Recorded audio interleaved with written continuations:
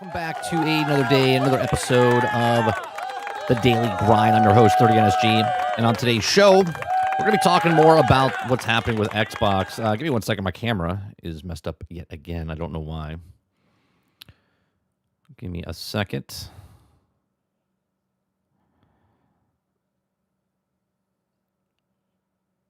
We'll do the opening again for a second. My white balance is all off. Computer's hemorrhaging. Oh boy, what's happening? I think we're good. I'm purple. I look purple now.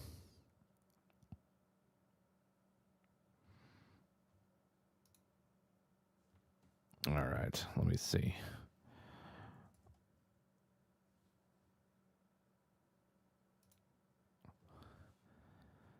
All right, there we go. That's a little bit better.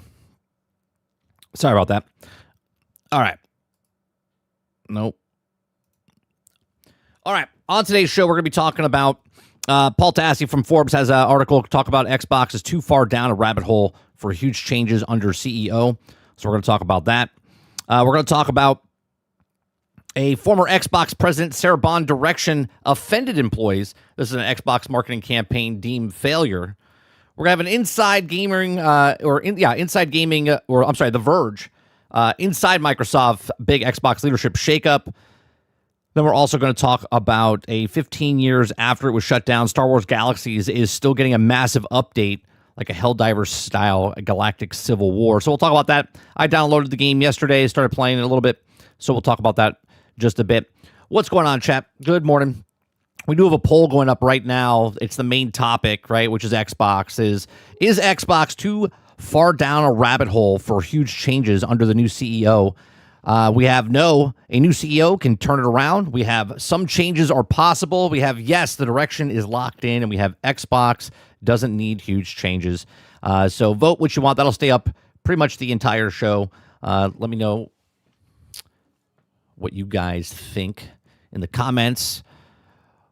Good morning. Sorry, I have a lot of screens up on the screen. Aku, good morning. Eclipse, Altern, Ward, good morning. Jason, Jesse Mack, Big Mo, Water Bear, good morning. Who am I missing? Roic, good morning. Just Enough, good morning. Sarge, what's going on? I think that's everybody. If anyone else comes in, good morning. All right, let's get started with the very first one, which is Xbox. Xbox is too far down the rabbit hole. What's going on, Krebsy? White balance needs a refresh. Is the white balance? No, I look okay. It's a little dark, but it is what it is. Xbox is too far down a rabbit hole for huge changes under the new CEO. This comes from Forbes. So today is the first day that Phil Spencer, which was yesterday, was the new Microsoft CEO. Asha Sharma is taking over. Gamers have been picking apart her gaming history based on her gamer tag, flooding her request on Twitter, and which also she has picked out a handful to say she is listening. Now, look, before we even get this, I said this last night on our stream. I don't care if she's a gamer or not, but Xbox cares if you think she's a gamer or not. Otherwise, they wouldn't tell you the gamer tag. They would have inflated her gamer number, her gamer tag number, and her achievement list if they didn't want you to think that she was a gamer. Now, I think that Microsoft does this because their last CEO, their last head of Xbox was Phil Spencer. And Phil Spencer, he wasn't a fake gamer. He was a gamer, okay? Talked about it all the time, played games all the time, and people gave him shit about it. Now they're giving other people shit that they might or may not be a gamer. I personally don't care if she's a gamer. I don't care what she does for the company either. All I care as a consumer is if the brand going to work in the future. That's it. And if it doesn't, boo-hoo, I'll just go play something else because that's how business works. Now, the fact of the matter is, okay, that Microsoft and Xbox are trying to make you think that she's a gamer is the problem. Okay? This is that whole, Steve Buscemi walking down the hallway with the skateboard with his hat turns backwards. Hey, fellow gamers. Okay, that's what this is right now. We know that she's not a gamer. People can play games. People can read books. People can watch movies, but doesn't mean you are a guru or a fanatic of these things. She gave a much longer statement when she was announced she was also taking over, talking about the refocusing of Xbox fans and a console, while also reiterating that they also needed to keep moving beyond a single device. But when with the new leadership, there are many serious questions about the new Xbox. Biggest problems can be reversed or fixed. If this isn't something that can also kill off the Kinect, pretty straightforward solution. There's a lot more things going on here. How does some of these change in a way that is not, excruciating and painful and doesn't make things worse?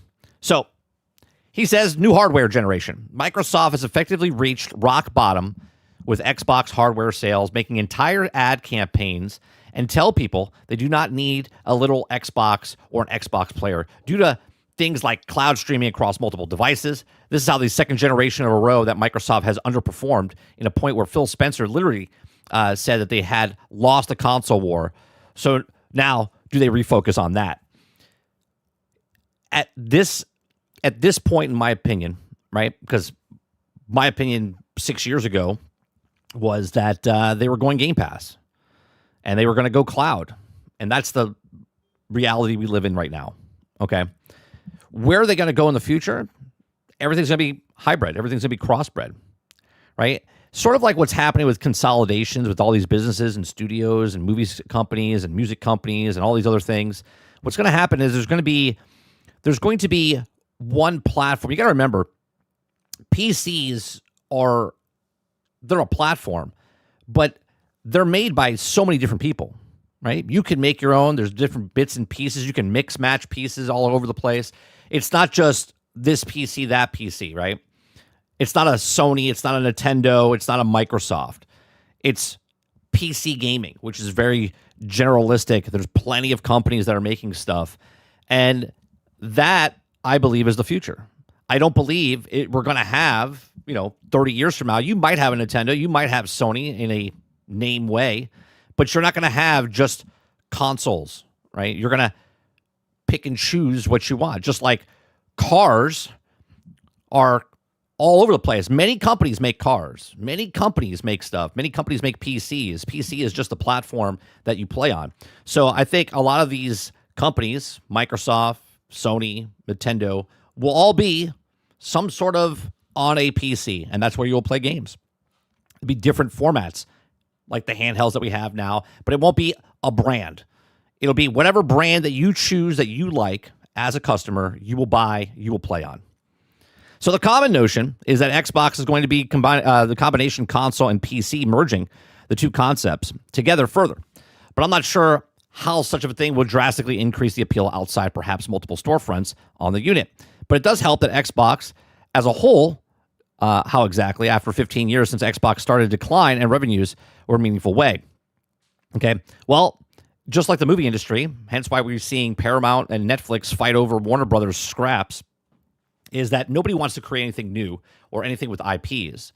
So now it's a IP scramble. Who owns the most IPs? Who can take these things and put them out there and have other people make them for them, right? So let's just talk about in a far future, where let's say Microsoft says we're not making consoles anymore. We're teaming up with Asus and whoever else to make Hewlett Packard, Dell, whatever. They're all making the product. We're just putting our stuff on there. Well, then it would be a scramble for all these companies to who owns the biggest IPs? Who's buying, the Halo franchise? Who's buying these things? And this is what we've talked about in the past, where even a year and a half ago, 2 years ago, Sony said this is where they're failing. They don't have enough IPs. Why would they say something like that? They would say something like that because the future is IPs. They need to have IPs. So either you make your own IPs and start building them up to have them, or you start buying them up and then keeping them and then making them down the line as well. Because now you have the IP, you just need to find someone to make them. Okay, so I think there's going to be a massive, just like Hollywood, exactly why Netflix wants to buy Paramount, or I'm sorry, why Netflix wants to buy Warner Brothers Discovery, because they can get all those IPs and they have control of that. So they can either make them or they can rent them out to other people to make them. So Bungie has delayed Marathon indefinitely. What is that? That's something about bookmark. I was like, what the hell? All right. So prices, there's also pricing, as Microsoft is now a position where global economic tariffs, AI, have jacked up the hardware prices, and where 2 terabytes of Xbox X is $800. If you offer new, supposedly more powerful hardware, how can that be lower when the RAM and the component situation remains the same? It can't. Exclusivity, this is perhaps the most common request amongst other core players, is they want to stop giving away their first-party Xbox games to rival like PlayStation and Switch, either day one or on delay. After a few years of that, do you have actually, never mind, ripcord, can you pull? You can't, right? I don't think they're going to put Halo on PlayStation and then all of a sudden say the next Halo is not on PlayStation. Do you know what I mean? Once you let the cat or the rabbit out of the bag, it's very hard to grab them and put them back inside the bag, right? Just like prices. When you make a price go up, it's really hard for that price to come back down. It's probably never going to come back down. Let me see what you guys are saying real fast. Orbit says, to be honest, I think Xbox... Oh, hold on one second. I got to make this a little bit bigger. Xbox has lost the moment. If Game Pass was doing as good as they thought, the changes wouldn't have happened so fast. Yeah, but did they happen fast? Because for what they've said, Water, is that they are profitable. But again, just over profitable and exceeding profitability is two different things. Krabsy says Game Pass was given the last shot of pulling COD onto it, doing so cost them hundreds of millions. I don't know if it's... See, that's not the way I look at business. I get it that they lost hundreds of millions, but you got to remember, they didn't own COD before, right? They just made a small percentage of that originally. Yes, they paid $69 billion, but they didn't pay $69 billion just for COD. They paid $69 billion for a crap ton of IPs, mobile market, and a bunch of other stuff. Microsoft didn't own Activision before, so Activision was making all of this money before. Microsoft takes them, and yes, they lost money, but they're also getting a majority of that cash into their fold now. Sarge says, tariffs have also increased consoles. They've increased consoles. Stop fucking lying. Altern says, I bet this was what happening when Satya needed a yes man, and Phil won't do it. He got retired, put instead so does everyone else, Satya says to her. Yeah, I think the what you're saying is Phil didn't want to play ball. He was like, you know what, I'm too old for this shit. I'm tired of work. I'm just going to retire. And he's like, fine, I'll just find somebody else that'll do what I want. He's like, good, go ahead. Right? That's what happened behind the scenes. All right, it says practically every major first-party Xbox game is now committed to crossover release, and we're even about to see something like the porting of Starfield over there. If there's never going to restrict one of the best games of Call of Duty to Xbox, it seems incredibly unlikely, it's not impossible, that everywhere Elder Scrolls 6 shows up on Microsoft will forego potentially tens of millions of sales by making the console exclusive to Game Pass draw. So they keep Halo 7 to themselves. This does not seem like it's also a policy that can also return now significant capacity. Right.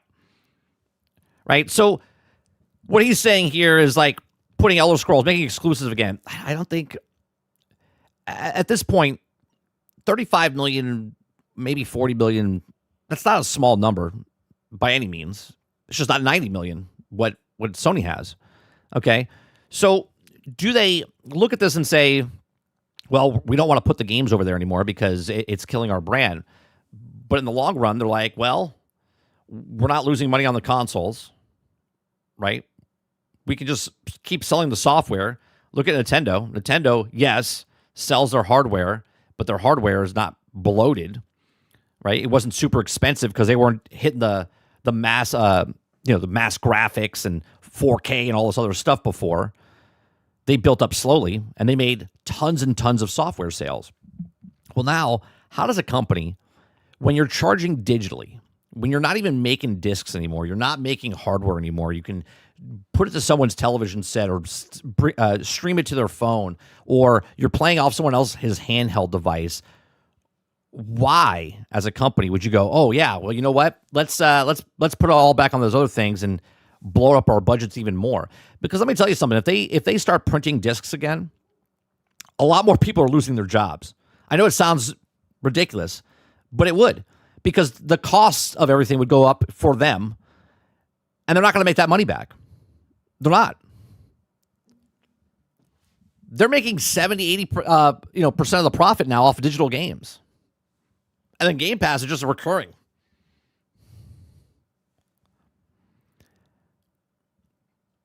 Let's see what else he says here. It says games. He says you simply cannot pull great games out of either. Okay, while also Xbox has a handful of countless acquisitions, including all-timers like Activision Blizzard, have not created some sort of first-party powerhouse. It's not like those studios were also trying to develop bad, underperforming games to this point. So how do you simply inspire better, more attractive ones? It's a serious issue, but it seems hard to flip a switch, and just because there's a new CEO here. Then there's Game Pass. Game Pass, one odd thing I noted for the 4 different statements from a current departing executives was the word Game Pass were only mentioned once, and that was Phil Spencer talking about Sarah Bond had worked on the Xbox president, who abruptly resigned, and also awake of all of this. It just struck me as a little odd that you would also write thousands of words about a future of Xbox and barely address it all. It's a good point. They didn't say much about Game Pass. Now that it's not important, but it's also strange. And Game Pass is not in the best place, considering Microsoft just increased the price a full 50%. Rather incredible, even in the age of creeping subscription prices. Now, the biggest issue with the Game Pass is that Microsoft seems to have run out of ways to significantly increase the footprint by adding more subscriptions, and recent reports say that Microsoft is attempting to add more value to be adding a premium subscription to specific games like Minecraft and Fallout 76, as it has done with the Fortnite, but also Call of Duty was one of the big card to play. It also did not move the needle enough to break enough of the ceiling for more than also a very short window of time. Again, the next big one seems to be Elder Scrolls 6 in however many years, but also that point that haven't people already decided whether or not Game Pass is in their Xbox ecosystem. I think the problem a lot of people are looking at is saying that I don't know why everyone wanted Call of Duty. Call of Duty was never going to be an exclusive for Xbox. Never going to happen. Just not. It was just selling too much. Even PlayStation was scared they were going to do it. And they're like, no, we're not going to do that because we need all the money we can get. So that was never going to happen. As far as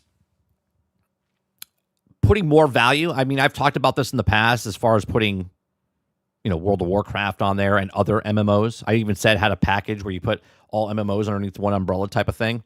I've talked about, a lot of this stuff where you bring more value. They've raised the price, but people feel like, even though it's still a good value, not a great value, but it's a good value. Even though they've raised the price 50%, it's like $30 now. Now what they do is like, all right, well, this is what they don't want this. Let's add more value.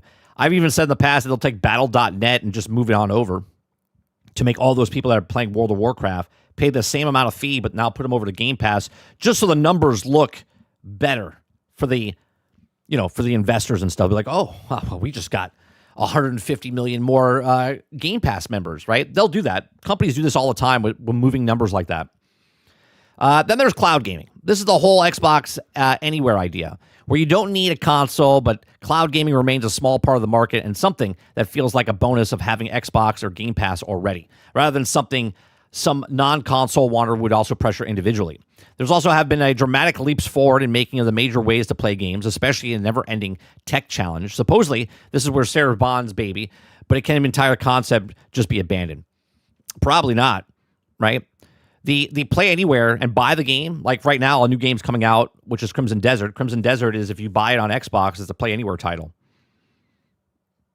That is a factor to the small percentage of people that are gamers are like, well, wait, if I buy it on this platform, I can play it on all my platforms. That's a big selling point for the small group of people. Okay.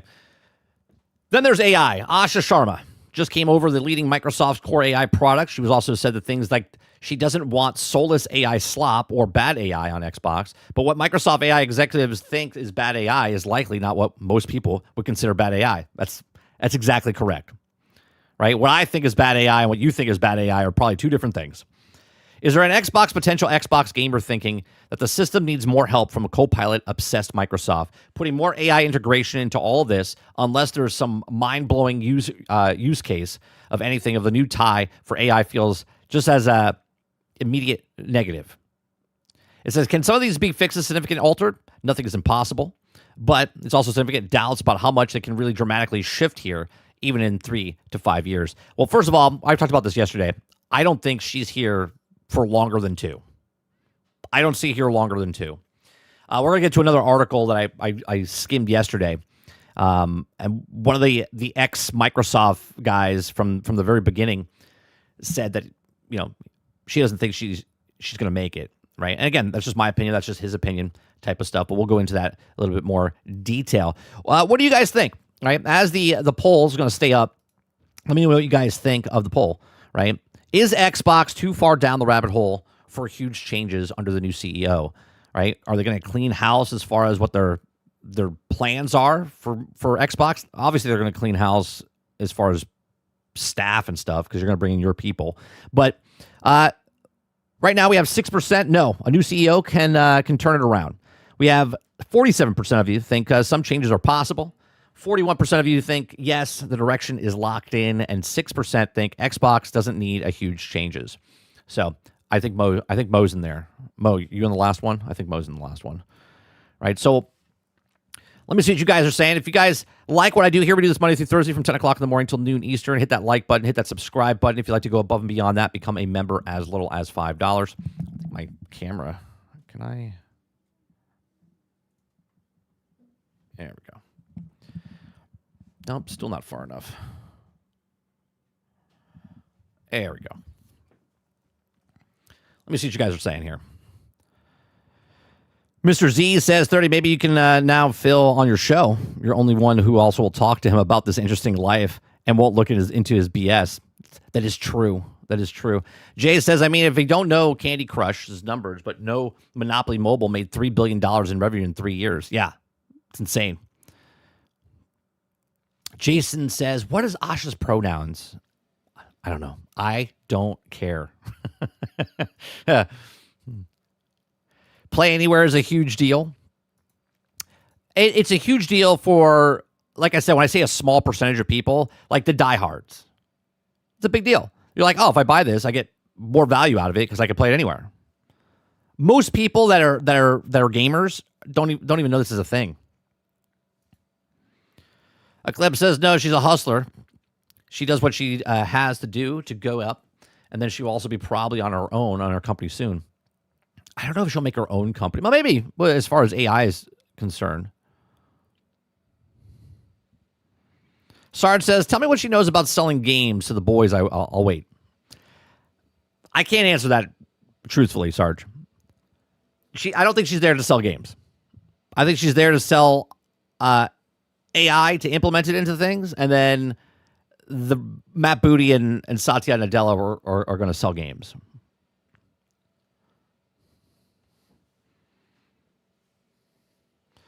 Krebs says, Play Anywhere is pointless if the next Xbox runs Windows, if you're going to bake it in automatically. True. But if you, they have to, I'm trying to think of this logically, right? Steam is a very, very big market. If you're Microsoft, what do you do to compete with Steam? Right? You don't have to try to be Steam, but you got to try to compete with Steam. You got to try to do some better option that Steam is. Now, Steam is on the Steam Deck. They have their own peripherals where you can download it. And then there's other things that team up with Steam. But Xbox is like, well, if you buy it on us, you can play it on all these other platforms. If you buy it on Steam, you're going to play it on the PC and the Steam Deck type of thing. Right? So they're trying to compete. What else could they do?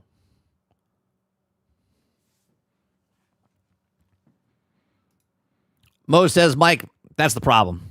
They need to get that info to the masses.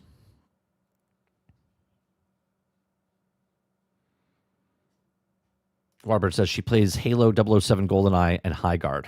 High Guard. Jesse Mack says, looking for the Corporal Award they picked. Asha's for the one reason. They're playing her like a puppeteering. But she doesn't realize that they are also playing her. You know what? I don't know if she doesn't realize. I think she does realize. I mean, let's be honest here. All right, let's be honest here. If you're in her position and Satya Nadella comes up to you and says, I want to make you the head of Xbox, and she's like, yes, right? She's thinking 5 years in the future now, right? She's like, sure, whatever happens here, I can still put this on my resume, right? That's a resume builder. That's a career builder. She can go into any other position now that she's a CEO. Of course you take that job. Who gives a shit? People that are CEOs and stuff are built differently, man. They're built differently. If you could take a job and just get bombarded with a bunch of people giving you negative shit and just, right? Even if it bothers you for a year, 2 years, and you move on, guess what? She's laughing to the bank. All the way to the bank.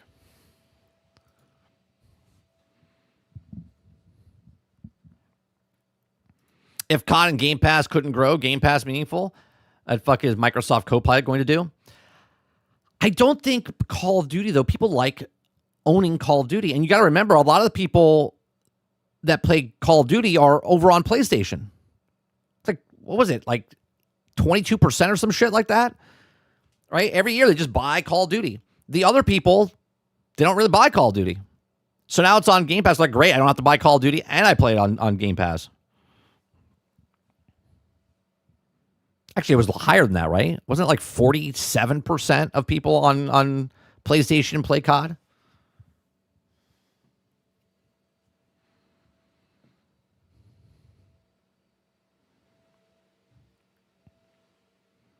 Eclipse says, did you see they announced the Overwatch mobile? That's more money in the mobile market, baby. Oh, no, I didn't realize. Did they say there's an Overwatch mobile?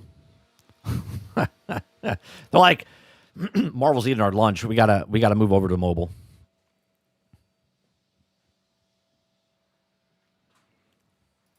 She'll be crying and cleaning her tears with $100 bills. She's like, oh my God, they're making fun of me. They said I couldn't play GoldenEye. Oh, that's $100 wet. Can I get another one, please? Yes. Oh my God. Yeah, she doesn't care. She doesn't care.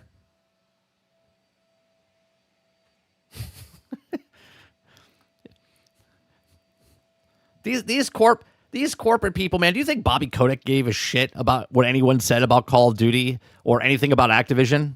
He didn't give two shits. He's like, shut up. Pull his golden parachute. Go off into the distance.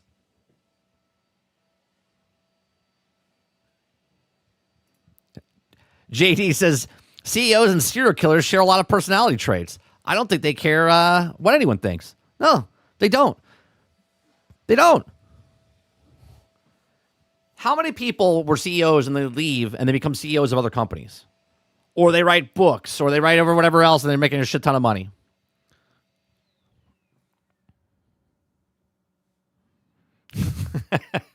Crazy says, Alter says dollar bills. She seems more like a Bitcoin person. So she's just taking her phone and going, oh my God.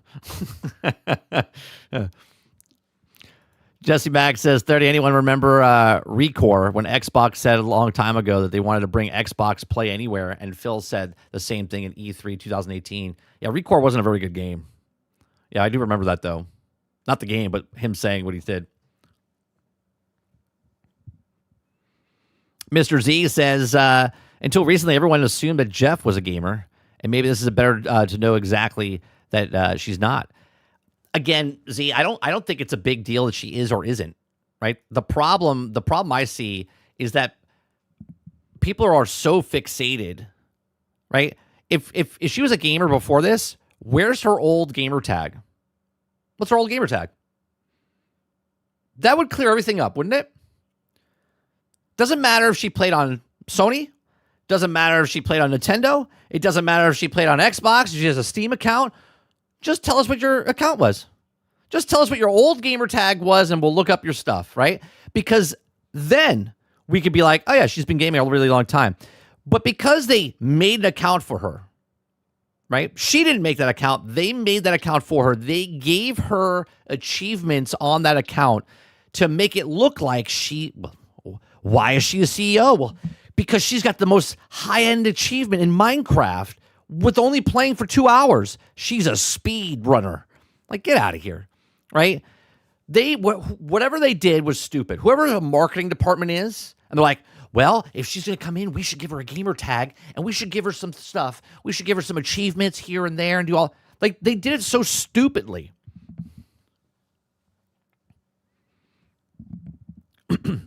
Ghostwire or Ghost Wolf says, did I miss it? No, you didn't miss anything. You can just rewind. You can just go watch everything I just said. All right. Next story we're going to talk about here is report former Xbox president Sarah Bond's direction offended employees. This is an Xbox marketing campaign deemed failure. I don't even know what that fucking means.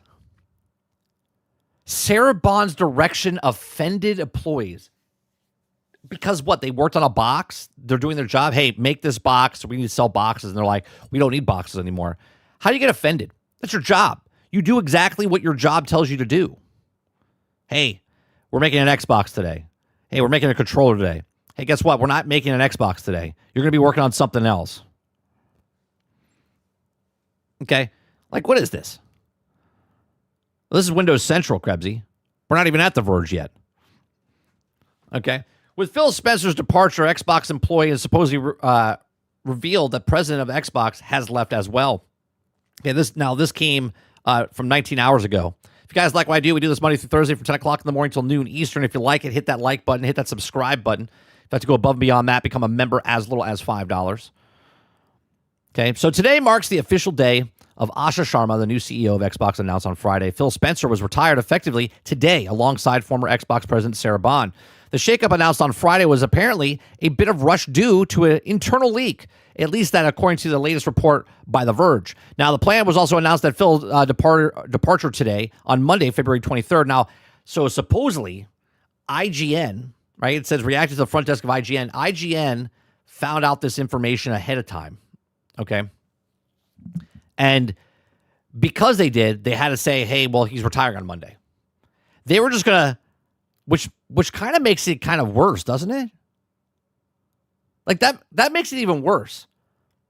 So I think IGN, if it's true, they actually did us a favor by telling, to at least give Phil Spencer a 3-day runway to be like, hey, yeah, he's leaving, right? Because on Monday would have came and they would have been like, Phil Spencer's retiring. You would have been like, the fuck? What happened? We would have been thinking a lot more things of, well, Jesus, him and Satya. I mean, we're still wondering what the hell's going on because there was no runway. Just drop him. Okay. You may have noticed a memo that went out with messages from everyone that include Phil Spencer, Satya Nadella, and Asha Sharma.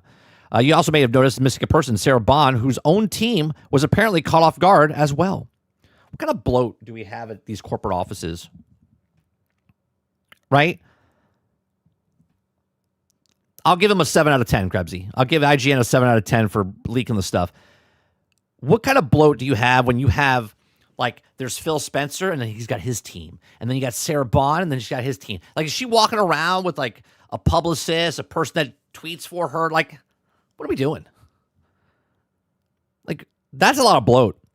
Reading a little further, it seems that it wasn't just the fact that she and her team were unprepared, but rather, she may have also been unceremoniously said goodbye to. Yeah, it's called shit canned.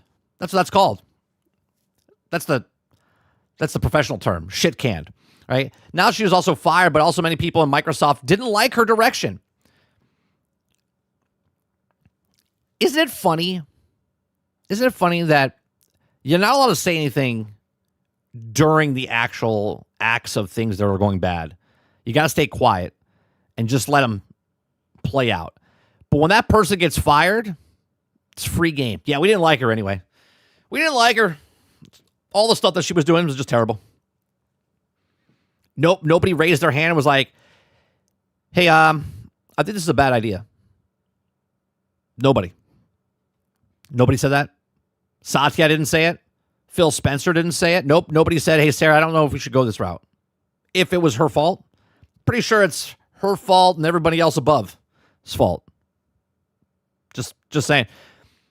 I just think that not only if Xbox wants change, Satya Nadella should also go, right?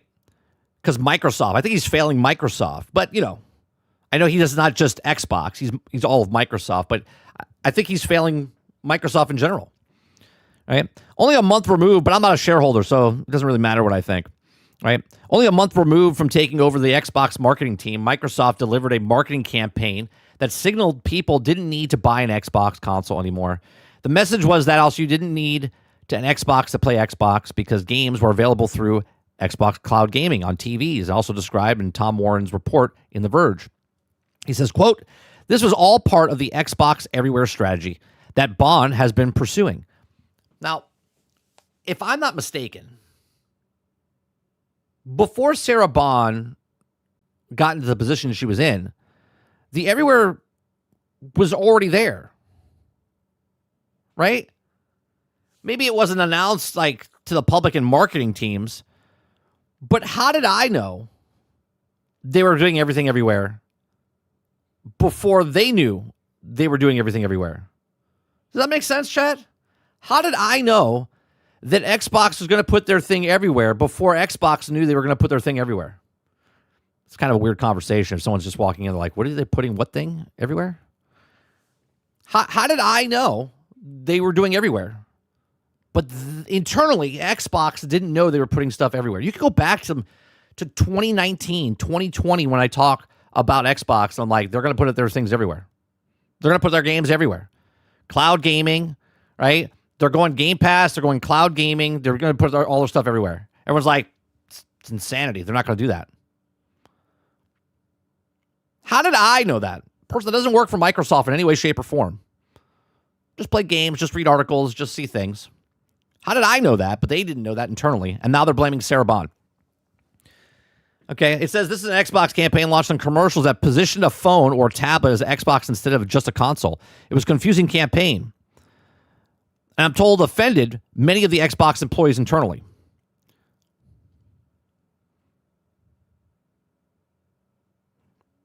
Mo says, keep going. It sounds like someone's getting scapegoated. So most of the current and former Xbox employees have spoken in recent days or revealed that Bond is leaving Microsoft and heard multiple sources that Bond has also been tough to work with to build a team structure that meant if you didn't follow her vision and questioned it, you were out, writes Tom Warren.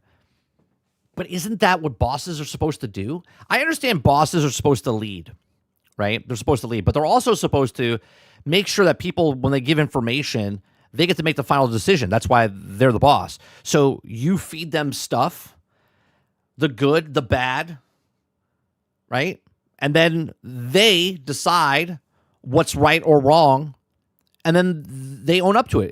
If that's what happens, that's what usually leadership is, right? You have people underneath you. They're like, hey, I don't think you should do that today. And you're like, I'll take that into consideration.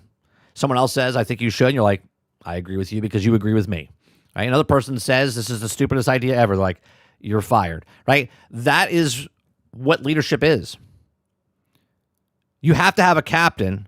Otherwise, there's too many chefs, right? There's too many people telling everyone else what to do. Right? If you don't like it, then maybe you should get promoted into the position that I'm in, and then you can make the decisions.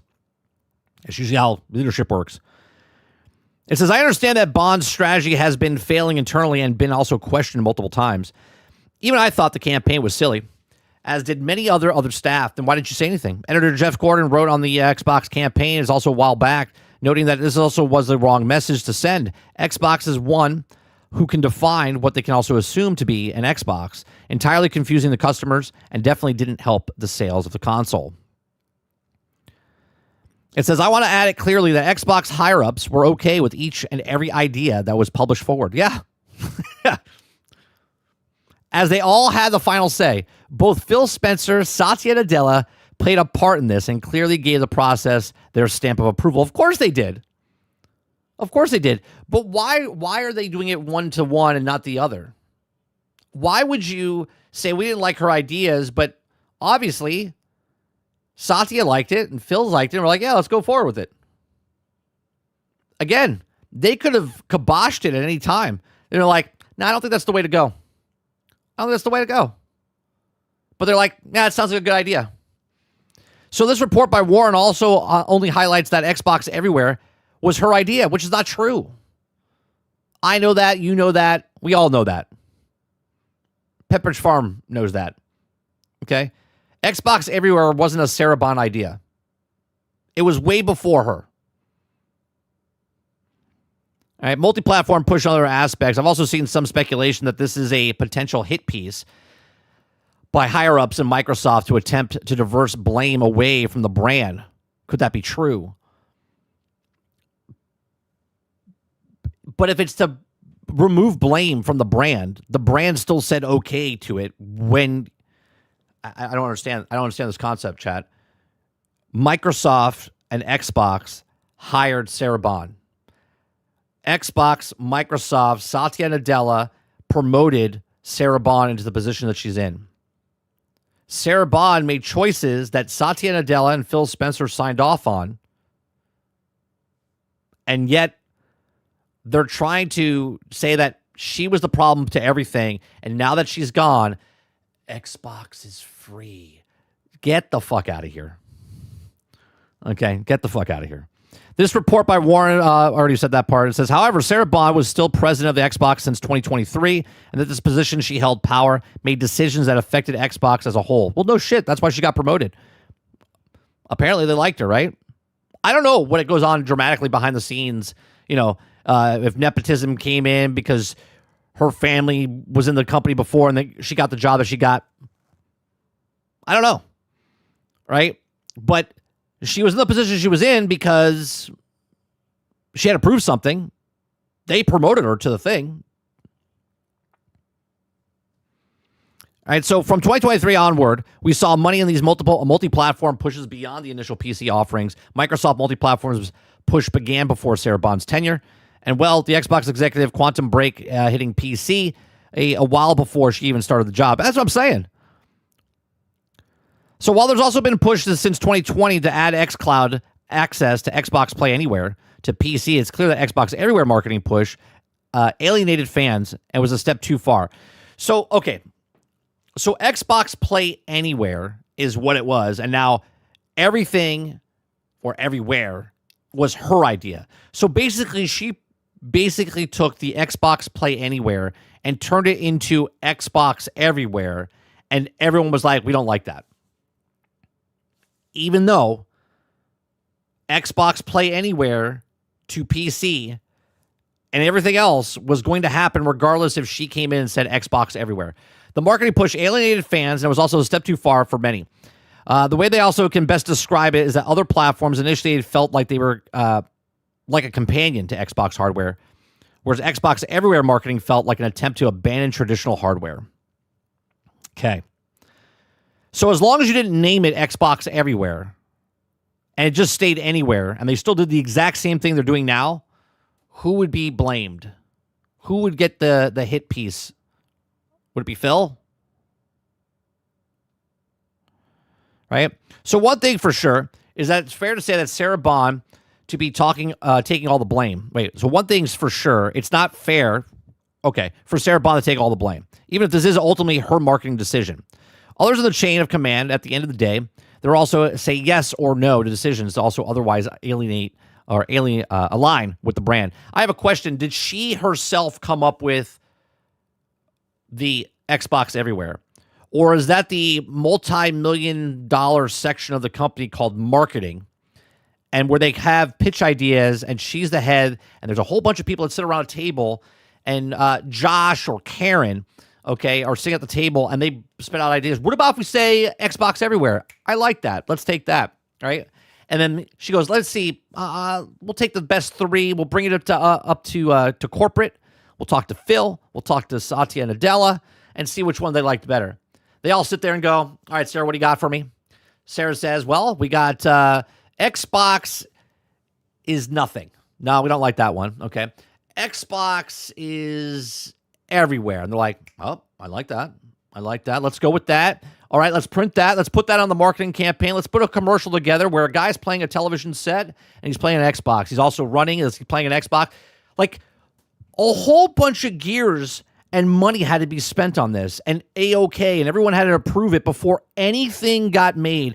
And for some strange reason, now it's just her. So if she got fired, did the person that pitched her get fired? Did anybody else get fired for this? Because there was a lot of people involved in making the brand of Xbox everywhere. Like a whole bunch of people. So Phil Spencer's retirement was inevitable. Of course it was. What, is he going to last forever? Well, we also heard that some insiders of Phil's departure wasn't random, sudden events. It didn't stop some rumors circulating over the weekend that it was also a recent decision. Like the one, that kind of funny podcast where host Greg Miller said he received some information that pointed to his being more of an ousting rather than a friendly goodbye. Well, of course it is. Of course it is. If there's no runway, then it's ousting. It's just what it is. If you've been alive and you've heard any CEO ever get fired or retire, you would know that it's not normal to announce your retirement on the same day. It's, hey, Phil Spencer is going to be retiring in 2026. Nobody said anything. They shadow dropped his retirement.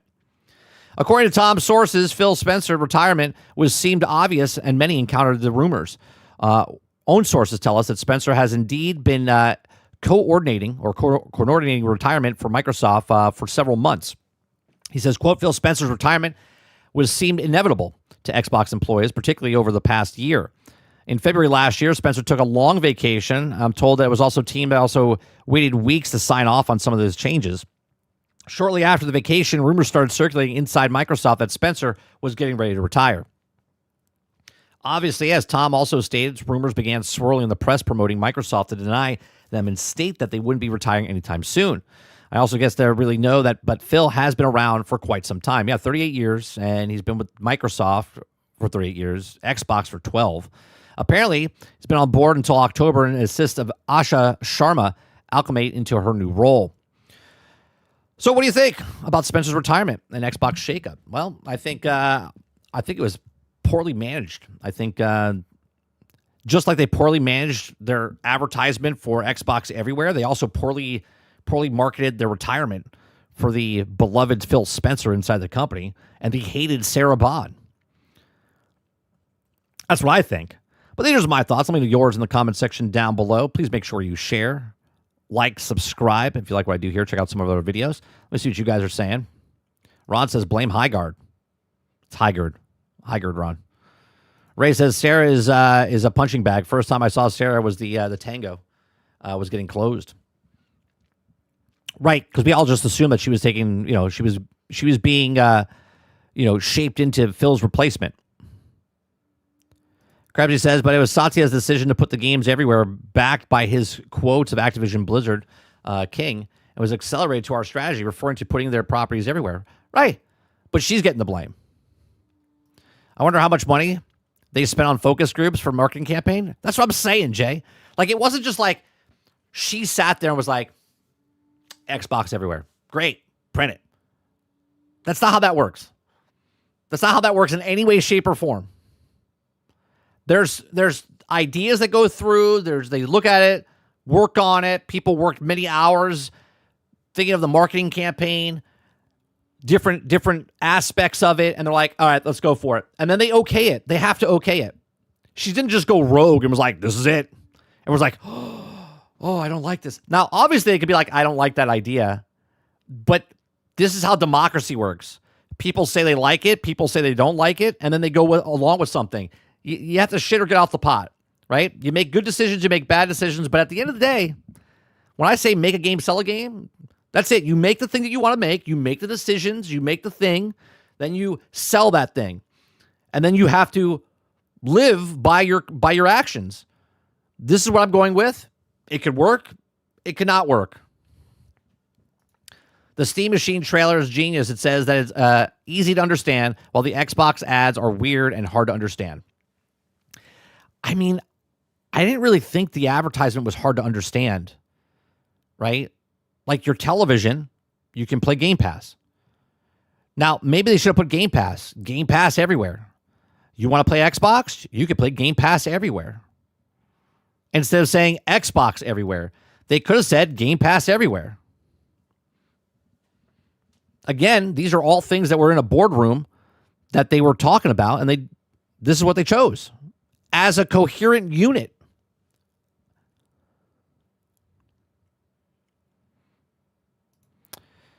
He has with Xbox for longer than 12. He was the head of Xbox in for 12 years. He's 14 years? It was 12 because he came in 20. Yeah, it was 12 years. Because 12 years as Xbox head and then CEO for 2.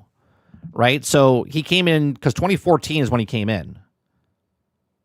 Yeah, it's 12 total. He came in 2014, did he not? Hold on.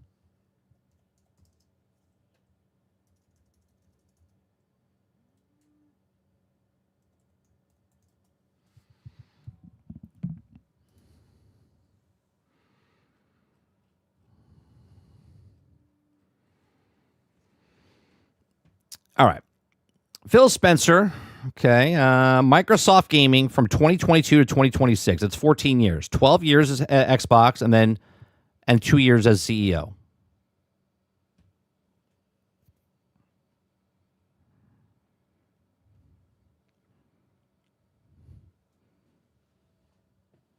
Jay says decisions like that are big or not made in a vacuum. No, of course not.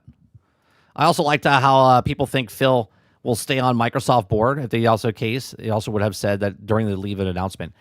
Yeah, he just said he's there helping her for transition, right? He's a consultant. He's not on the board.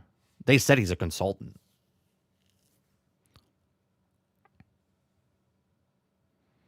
Ray says, my TV doesn't have a disc slot. How can I play Xbox? Correct. This is why I said they should have said Game Pass everywhere. You want to try Xbox games? You want to play Xbox games? You can play them on your Samsung TV with a Game Pass everywhere. It's much better than Xbox everywhere, right? Xbox is the box. Game Pass is a service.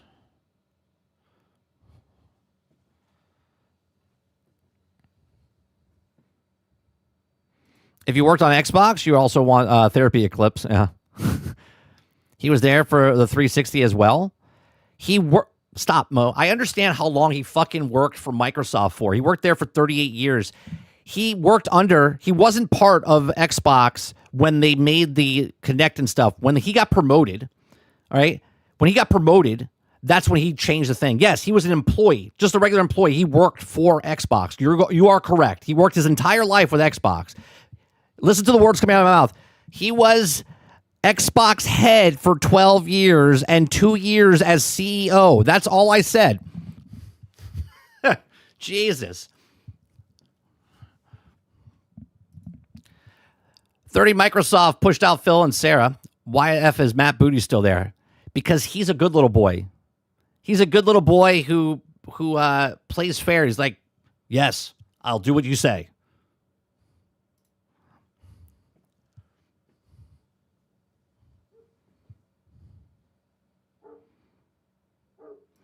Altered says, you remember the days when TV had VHS integrated into it? Yeah. Yeah, Betamax before that. 100% Matt's a yes man. Matt Booty is the Mark Ruffalo of the MCU. Yeah, Matt Booty is Mark Ruffalo for Xbox. I always thought Phil was a grocery store before. He came to the office saying, guys, I bought ZeniMax and Publisher on the way.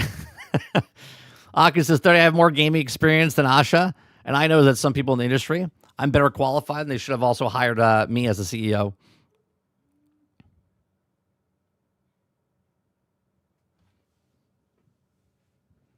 He's been with Xbox the entire time his career's been there.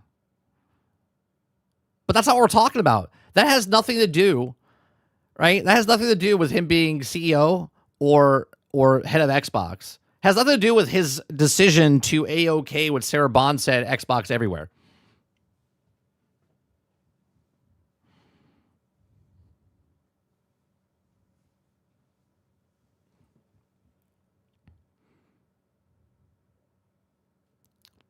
Am I saying he's an ass kisser? I don't have to go beat around the bush. I think he is. I think Matt Booty plays. I think he plays a really Say what you want, right? I think he plays a really good game, and I'm not talking about video games. He knows how to play the corporate game and how to stay in relevancy. He's like, no, don't fire me. I can help her. This is like Game of Thrones, right? You don't want to fire me, right? Think of I forget the character's name. Who was the bald guy in Game of Thrones? The one that constantly talked himself out of getting murdered. Who was that guy? Those of you that are Game of Thrones fanatics, let me know what that guy's name is. That's Matt Booty at Microsoft and Xbox. He's constantly saying stuff that puts his foot in his mouth, but yet, for some reason, he's still there.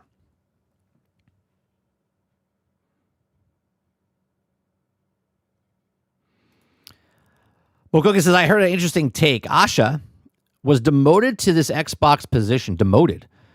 She was in charge of a co-pilot AI program, which didn't perform as well as they liked, so she got demoted to the game division. That's an interesting take, Mokoki. But why would you demote her, but put her in charge of say what you want about Xbox, it's still profitable. It's a very big part of the corporation. That doesn't sound like a demotion. If anything, it's just a lateral promotion or a lateral, I don't know, it's not promotion because promotion's up. It would just be a lateral slide then, right? So I'll go with your logic. I'll go with your logic. So people are saying because she was shitty at her job there, wasn't successful, so they demoted her to Xbox head, CEO. It doesn't really make sense. Phil joined in 2001, became head of Microsoft Studios in 2008, promoted to head of Xbox in 2014. 2017 became EVP of gaming. In 2022 became CEO of Microsoft.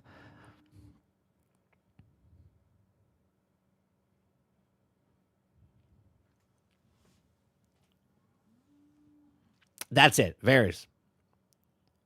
As the spider. Yes. That is Matt Booty. Matt Booty is the spider. Yeah, that's who he is.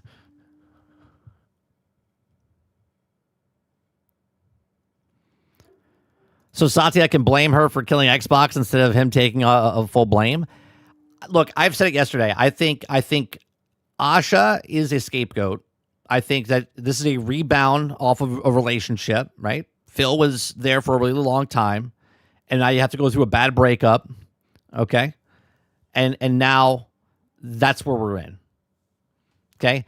It's a long shot if the AI works out and changes and they get that maybe that 30% margin they want to hit on stuff, then she's a savior and she stays longer. But I don't think she will. I think she's here for less than 2 years.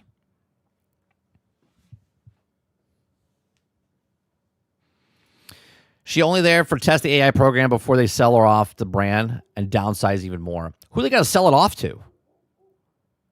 Who is Microsoft going to sell Xbox to? They wouldn't sell it off. They would just close it. Just like every other thing they've ever done.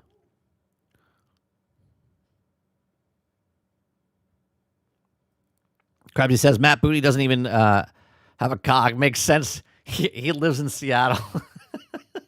Yeah.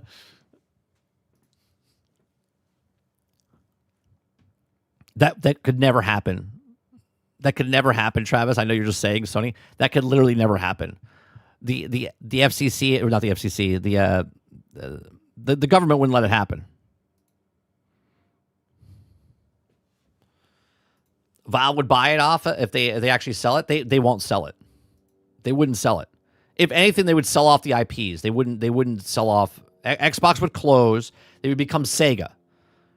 Right? They become Sega. They would just produce software like Microsoft does, and they would just publish games. They would license games out to studios and stuff like that. If that's where it goes. Right? When Xbox is done, they just close. And let me tell you something. You as a gamer do not want Xbox to close. As much as people think Sony like, oh, good, you do not want Xbox to close.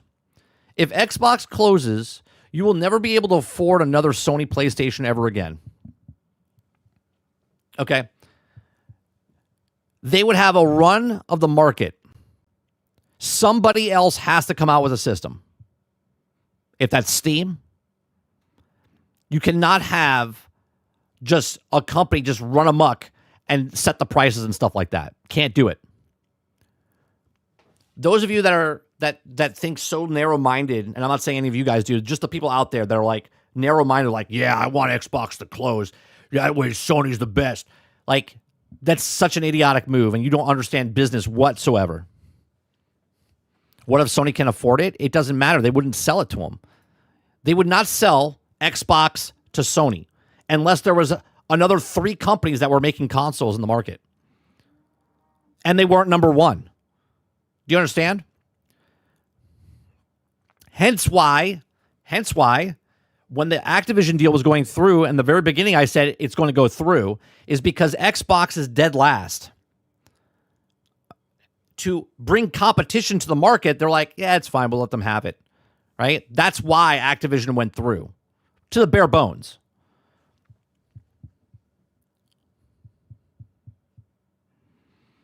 Ray says they lost Xbox Store is dumb. Microsoft is the first part of game and 5% of the gaming.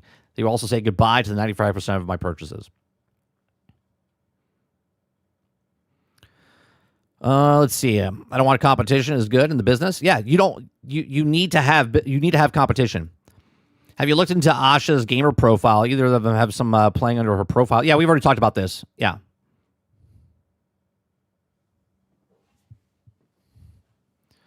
If Xbox closes, PlayStation first-party games will become less frequent. Quality will go down. Prices reduction in sales and less frequent and likely not a discount. 100%, Argus.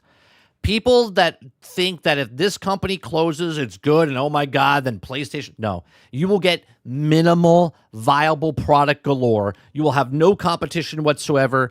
You have no idea. People are like, yeah, we don't need the competition. You want the competition. You want the competition. Yeah, and a bunch of other things, 100%.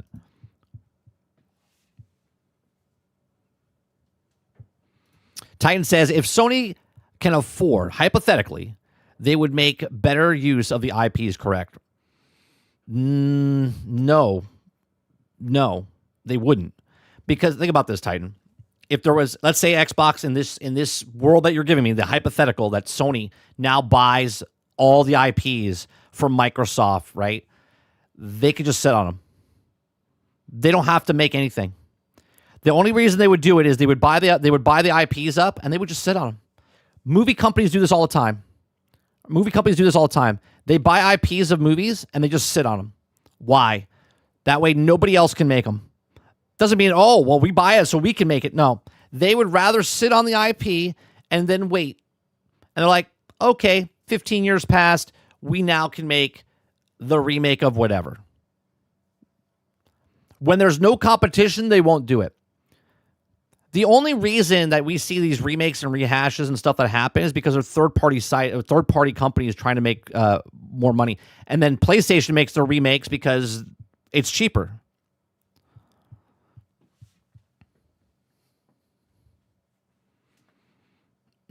Ghost says, shit, Sony would also turn into a live service that they shut down. Spend money making new games as frequent as... Well, here's the thing.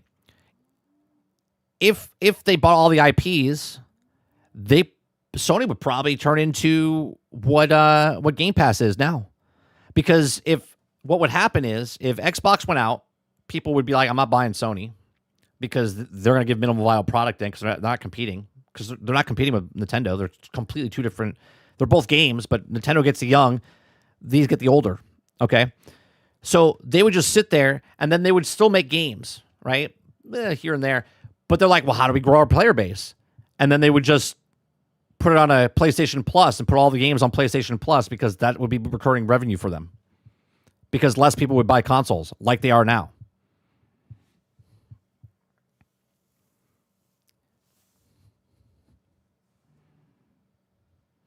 You could have just one company make the console. The console would also be much as a premium gaming PC. They got 20. You know why PC gaming is good? Is because there's so many companies making PCs. Otherwise, everyone would be buying fucking Alienware. Super expensive. Overpriced for no reason. You could go build your own PC. If Xbox fails so bad and they close, Sony wouldn't want to buy the whole thing. No, they would buy IPs. You would buy IPs up. Sega would buy IPs. Nintendo would buy IPs. Sony would just sit on IPs like they sit on their best IPs right now. Sony has no identity. They don't know what they are doing right now. $5 super chat. Thank you very much, Aku. I'll repeat what Trump just said. Sony would just sit on IPs. They would sit on their best IPs right now. Sony has no idea. And they don't know what they're doing. It's not even about Sony. That's what companies do. Remove Sony out of the equation. If there's no competition, they would just sit on IPs. That's what companies do. Because if they don't have to make the IP, they won't. If Take-Two had to make Grand Theft Auto 6, why has it took 13 years? They don't have to. They just sit on it because no one's competing with them in that space.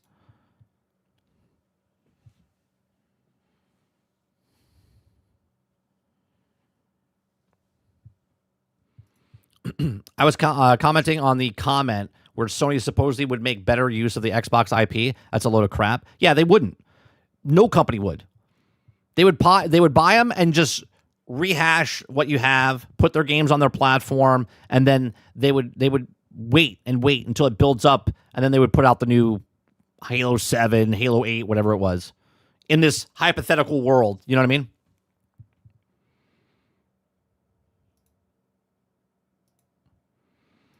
PlayStation would also not make the PC. They would also restrict what you can buy, what you can have access to. Rival. Nintendo would also keep them closed in space consoles, and they could also have total control over you. Right? This is why the young people don't understand about business. They're like, oh, yeah, I want fucking Xbox to die. And the Xbox guys are like, I want Sony to go down. No, you don't. You have no idea what you're talking about.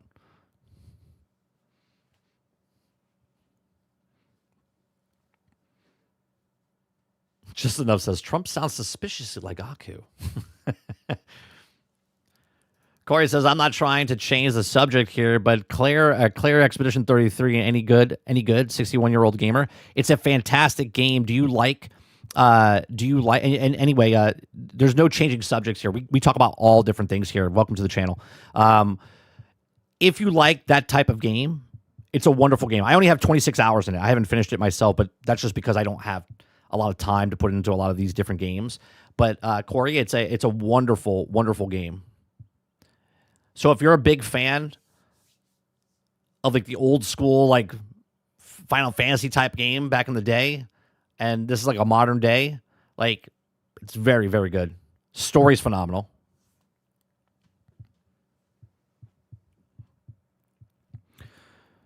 Eclipse says, yes, but if you have a slow reaction time, play on easy. It's a pretty hard game.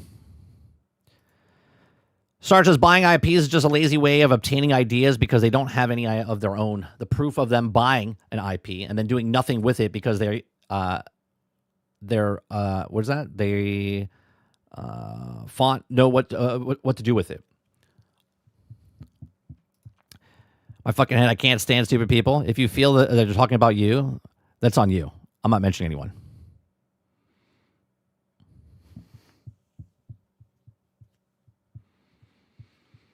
Argus says, Sony and Nintendo are the most anti-freedom of all gaming platforms and less competition, less restricted. You can also even get more locked you in. It's also truly become full-blown Apple of gaming. Yeah, oh God, yeah. Apple completely changed once Steve Jobs died. Sarah Bond is kind of hot. It's nice, small, perky boobs. I'm not AI. What's going on, user?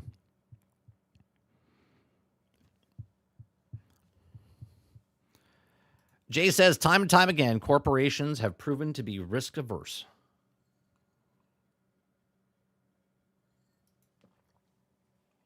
Craig says, I wishlist Women's Simulator on Steam. Women's Simulator? I don't even know what the hell that is. I'm just trying to picture in my head. I picture Mel Gibson in that movie, where he could hear all the women. What was that? What women want? Is that what it is? What was the movie with Mel Gibson?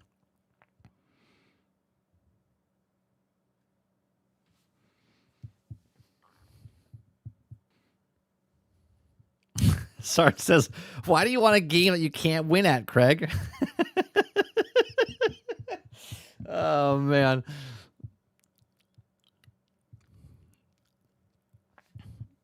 Watch the trailer. Can I? Am I allowed to? Is it appropriate to watch?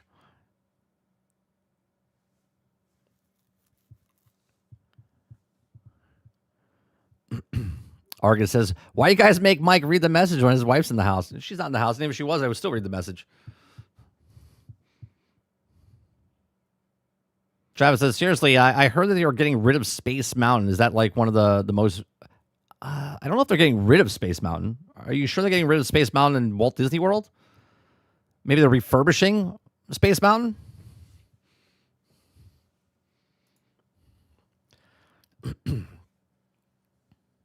All right, let's go to the next. So, Krebsy, you said that he was doing all the Verge article. Should I not read the Verge article at all then? Since it's basically a same thing over again? We'll skip that.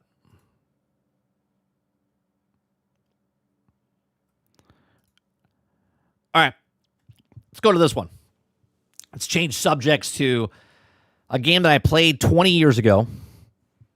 Okay, 20 years ago, which I started playing again yesterday. If you guys like what I do, we do this Monday through Thursday from 10 o'clock in the morning till noon Eastern. If you like it, hit that like button, hit that subscribe button. If you'd like to go above and beyond that, become a member as little as $5, right? So 15 years after its shutdown, Star Wars Galaxies is still getting a massive update thanks to its restoration project of like Helldivers-style galactic civil war, okay?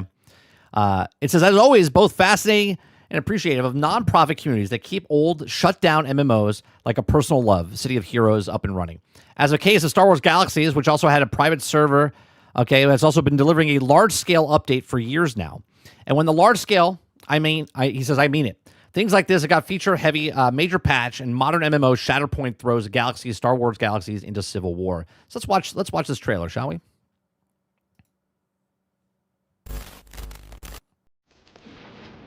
This isn't my first war. The last one taught me the truth. It won't go to full screen? Seriously? The front line is wherever the galaxy refuses. Hold on. There we go.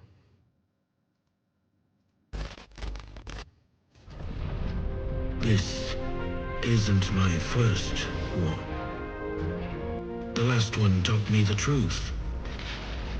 The front line is wherever the galaxy refuses to break. Hangars, hospitals, workshops, crates moved under fire, ships perched in the dock. That's where wars shift. Turning points came from unlikely places. Skills, trades, and stubborn hope working side by side. In the end, it wasn't power that left its mark on the galaxy. It was people.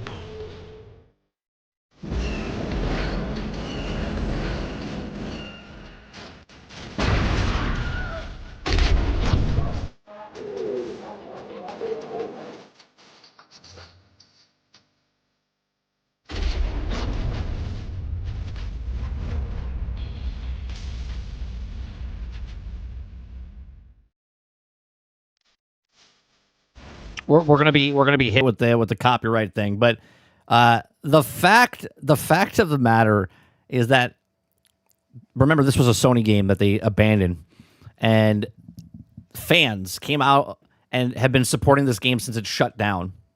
It says you can see a full patch notes here and also a brief rundown. Ward, thank you very much for the gifted membership. Appreciate you. Thank you very much for that. Right, so it says that you can also see either the Empire or Rebellion trying to claim majority of the 7 planets, reaching whenever the faction on said planet gets mission control points. What's neat about the Star Wars Galaxy broad classes, where not all players are doing all the kill, loot, repeating things, is that the Civil War takes place on a few fronts. For example, if you're super invested in one of the game's social professions, you can engage in espionage by gathering intel for the factions and funneling false information to disrupt the enemy.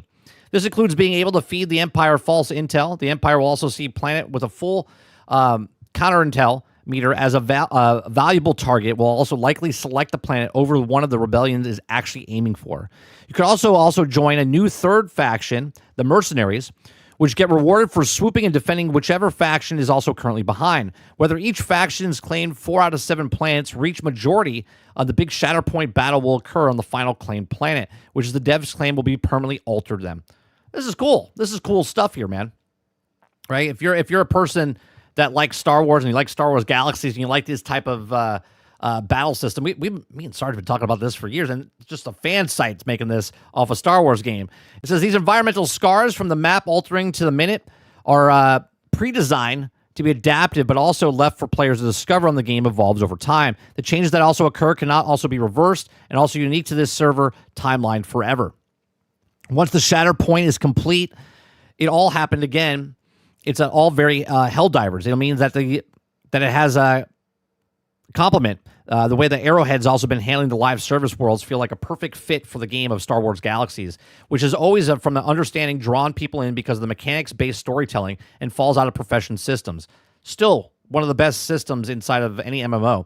The update also brings it with flashpoints, random open-world PvP battles, galactic supply lines, and new 8-person instance.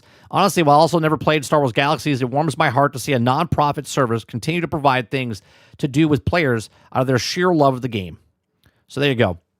We downloaded this yesterday, started playing it again, and it was like putting on a pair of comfy like sweatpants or shoes like I haven't worn in forever. And I was like, oh man, these feel good. Like I just started playing, walking around. Again, I've only played for like an hour and a half, and I was just like, can I put some time into this game? I think I can, right? I'm probably not going to play it on stream, but just pick up, play an hour or two, a week or whatever. I'm fine with that. I love this game so much. This is my favorite MMO back in the day, and I'm so glad that it was so hard to play this game before because you had to find a copy.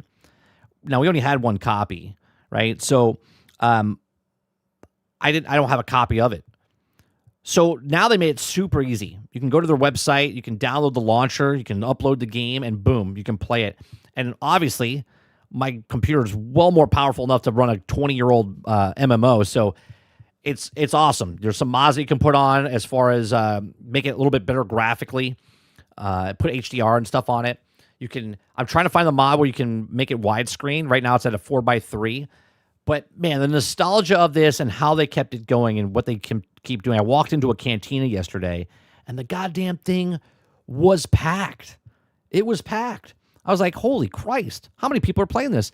Now, it might only be like 3,000 or 5,000 people, but when you walk into the world and that server is just jam-packed, it feels good.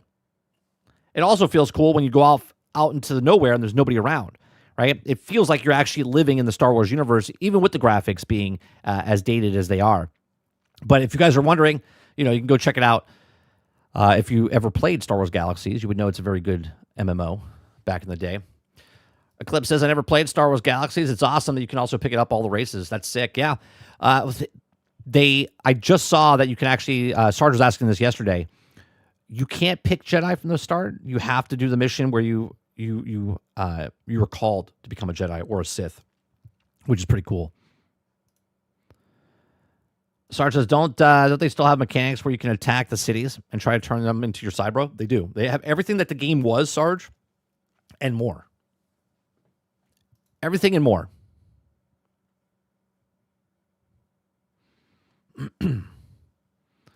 Meanwhile, the Old Republic is tumbleweeds. Yeah, because don't get me wrong, I like the Old Republic, but there's something about Star Wars Galaxies. I'll admit it. It's because of it takes place during 4, 5, and 6. You know what I mean? During the OG trilogy. Do the bounty hunters still hunt down Jedi? Yeah, everything is the same, Sarge. It's Star Wars Galaxies. It's exactly the same.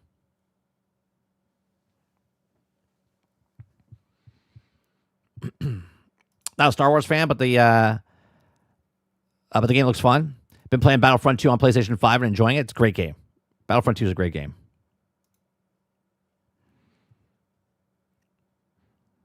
So there you go. There is a Star Wars one. We have another story here that Tencent, if you guys like what I do, we do this Monday through Thursday from 10 o'clock in the morning until noon Eastern. We just cover news stories, have conversations. If you like it, we just get you through for a couple hours of your day. Hit that like button, hit that subscribe button. So Tencent just killed a fledged AAA open world game studio before it could even release anything. He says, I'm genuinely heartbroken. I don't even know what game this is. It says, Timmy Montreal AAA studio, open world server focused game will never see the light of day. Just another day. All right. So Delta Force is one of the biggest publishing of Teamy Studio Group.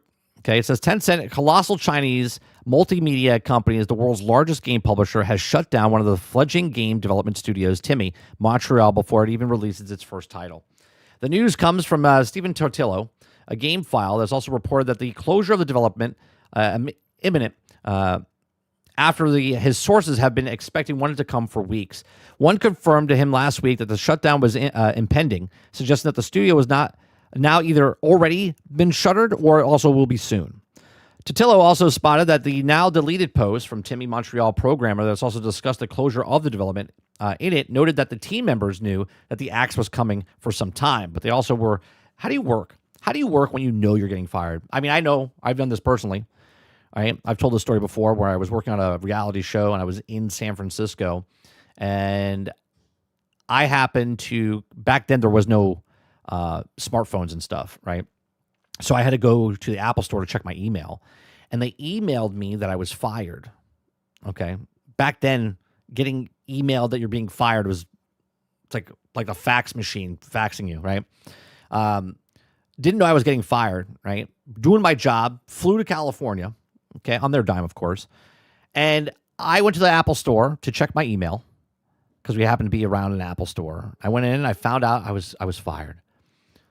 Asked my buddy to come over and go, does that mean I'm fired? He goes, yeah, it sure does. Then I'm driving the car with my producer, with the camera guys in it, because I wasn't a camera guy at the time, right? And I'm driving, and now he's sitting bitch in the back, and I'm making eye contact with him in it, and I said, Jamie, so when were you going to tell me? And he's like, tell you what? I was like, that I'm fired. And his eyes just got like super uncomfortable. He went dead quiet, right? So I got fired through an email, but I still continued to do my job for 6 days, knowing that I was fired, but I still did my job because that is what a professional does. It'd be kind of hard to do your job to complete a game or know that you're going to get fired. Like, why are you even showing up to the office? If you're not getting fired and you're making a game, you're like, I'm just gonna move on, right? So it says, devastated, generally heartbroken to the public to ever get experience what is also the team was capable of producing, they lamented, and said, Timmy Montreal, a studio former under Tencent subsidiary, Timmy Studio Group, which is known for games like Call of Duty Mobile, Delta Force, Pokemon Unite, amongst others, was put together in 2021. It was challenged to develop a AAA open-world service-focused video game for players to explore across multiple platforms. Its creation came with the highest of a pandemic, with also quarantine spiking video game engagement and driving rapid expansion throughout the gaming industry.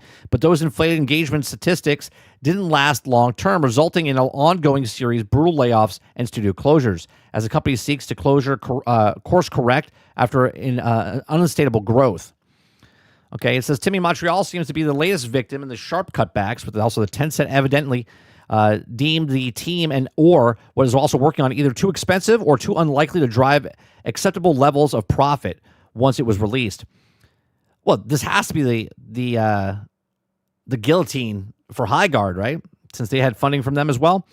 This describes as the canceled AAA open world title service focus suggests that the game would also have been designed to rack in revenue in long term over time, in a similar vein to live service titles, and receive frequent updates and seasons that introduce new content to keep players coming back.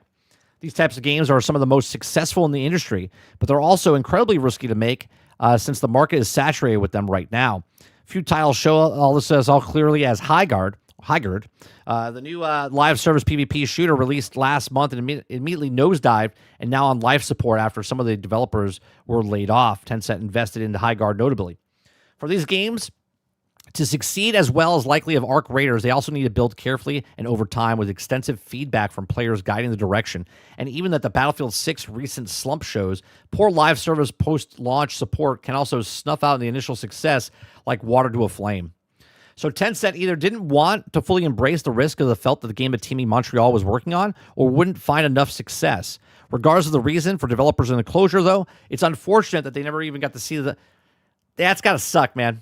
That's got to suck that you worked on something for 4 years and then all of a sudden it doesn't get the light of day. I mean, again, I work on movies all the time, or I used to work on movies all the time, or TV shows that get made and produced, but they never see the light of day. So, I mean, I get it. You want to see your stuff out there, but it does hurt. It says, yet another game studio closure. How do you feel about Tencent? What about the closures of Team Montreal and a widespread layoff and shutdowns? Well, I mean, you guys know what I mean. Make a game, sell a game. If you're going to make a game, you got to sell the game. And if you don't want to sell the game, well, then you got to close it down. I mean, you got to cut your losses if you don't think you're going to make enough money. Just another game that's probably like a Delta Force or probably like another, Battlefield or another Call of Duty, and you got to work your way in, right, in this oversaturated market of video games. Sometimes you just got, maybe it's not time to make a game that looks exactly like another game. But these are just my thoughts. Let me know yours in the comment section down below. Please make sure you share, like, subscribe if you like what I do here. What do you think about Tencent killing yet another AAA studio?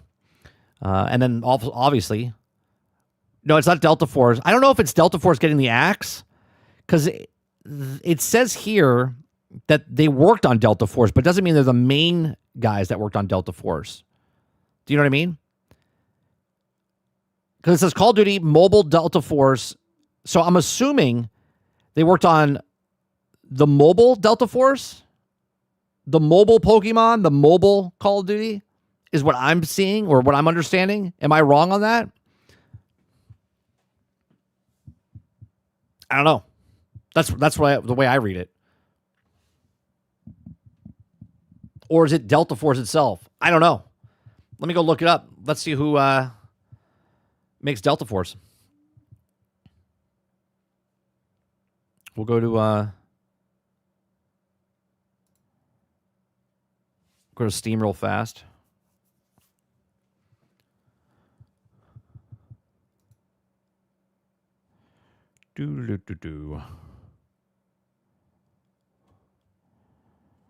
Search Delta Force. Delta Force is free. Yeah, developer is Team Jade. Publisher is Timmy Studios Group. So yeah, I don't think Delta Force is closing. The publisher is Timmy Studios Group. So alert. UAP approaching. What? But Team J is the one. All right. Crimson Desert Mobile coming soon? Maybe. 30, I like both. I like the Old Republic era, and I also like the power. I also enjoyed 30 minutes last night of Star Wars Galaxies. It feels weird because of the controls, though. Oh, yeah. Well, it's 20 years old, man. It's a 20-year-old MMO. It closed 20 years ago. Well, actually, less than that. It closed in 2011. I played it until 2006. I haven't played it in 20 years.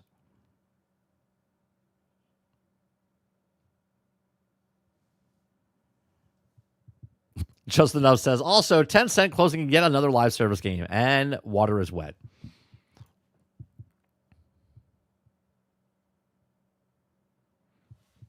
Yeah, Timmy is closing.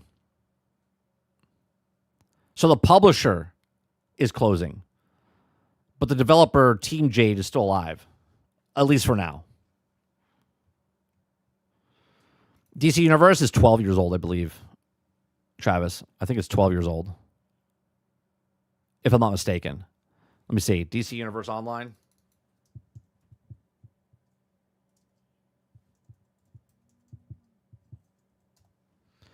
Yeah, that came out in 2011. So basically when Star Wars Galaxies died, DC Universe Online started.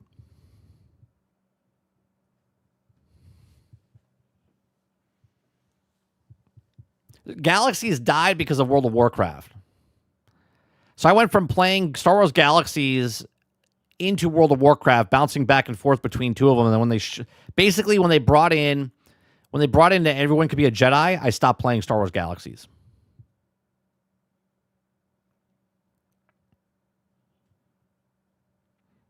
All right, we got a video here from, I think it's Game Ranks. Travis gave it to me yesterday about John Carpenter's game. I know a lot of people are interested in this. It's a 9-minute long video. It says before you buy, or 15 things you need to know before you buy. So we're going to watch this today. Let me bring it up.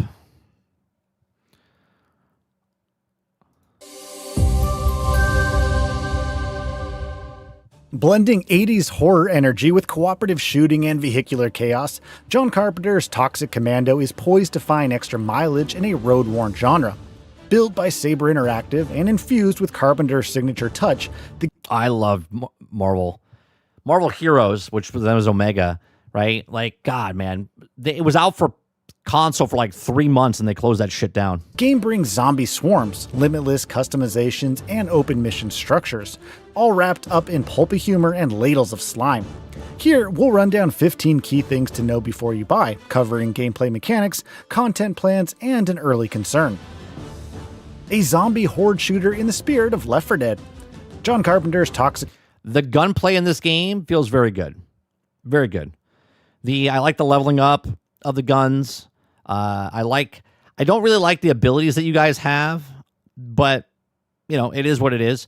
I do like the overall gameplay and the semi-open worlds and the mission type of stuff that you go on. Commando is, at its core, a cooperative zombie horde shooter in the lineage of genre touchstones Left 4 Dead and Back 4 Blood.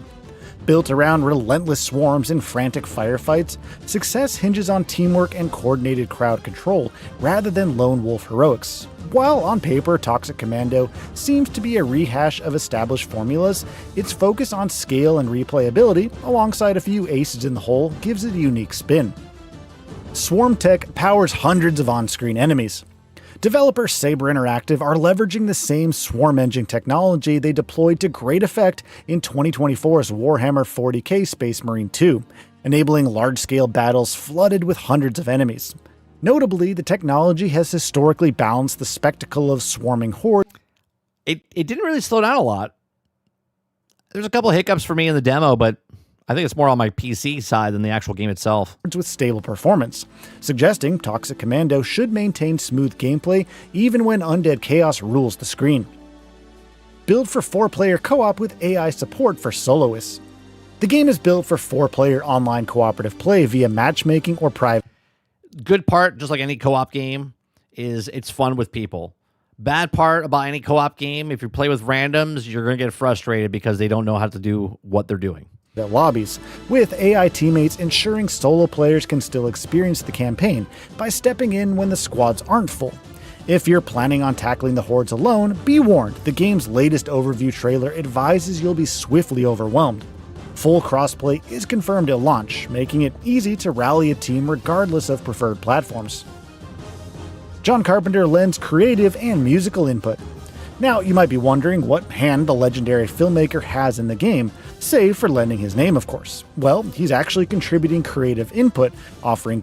I play with controller on PC. I tried the keyboard and mouse, but just driving the car and stuff, it felt much better, obviously. It didn't feel good when you're mouse and keyboard, doing the driving.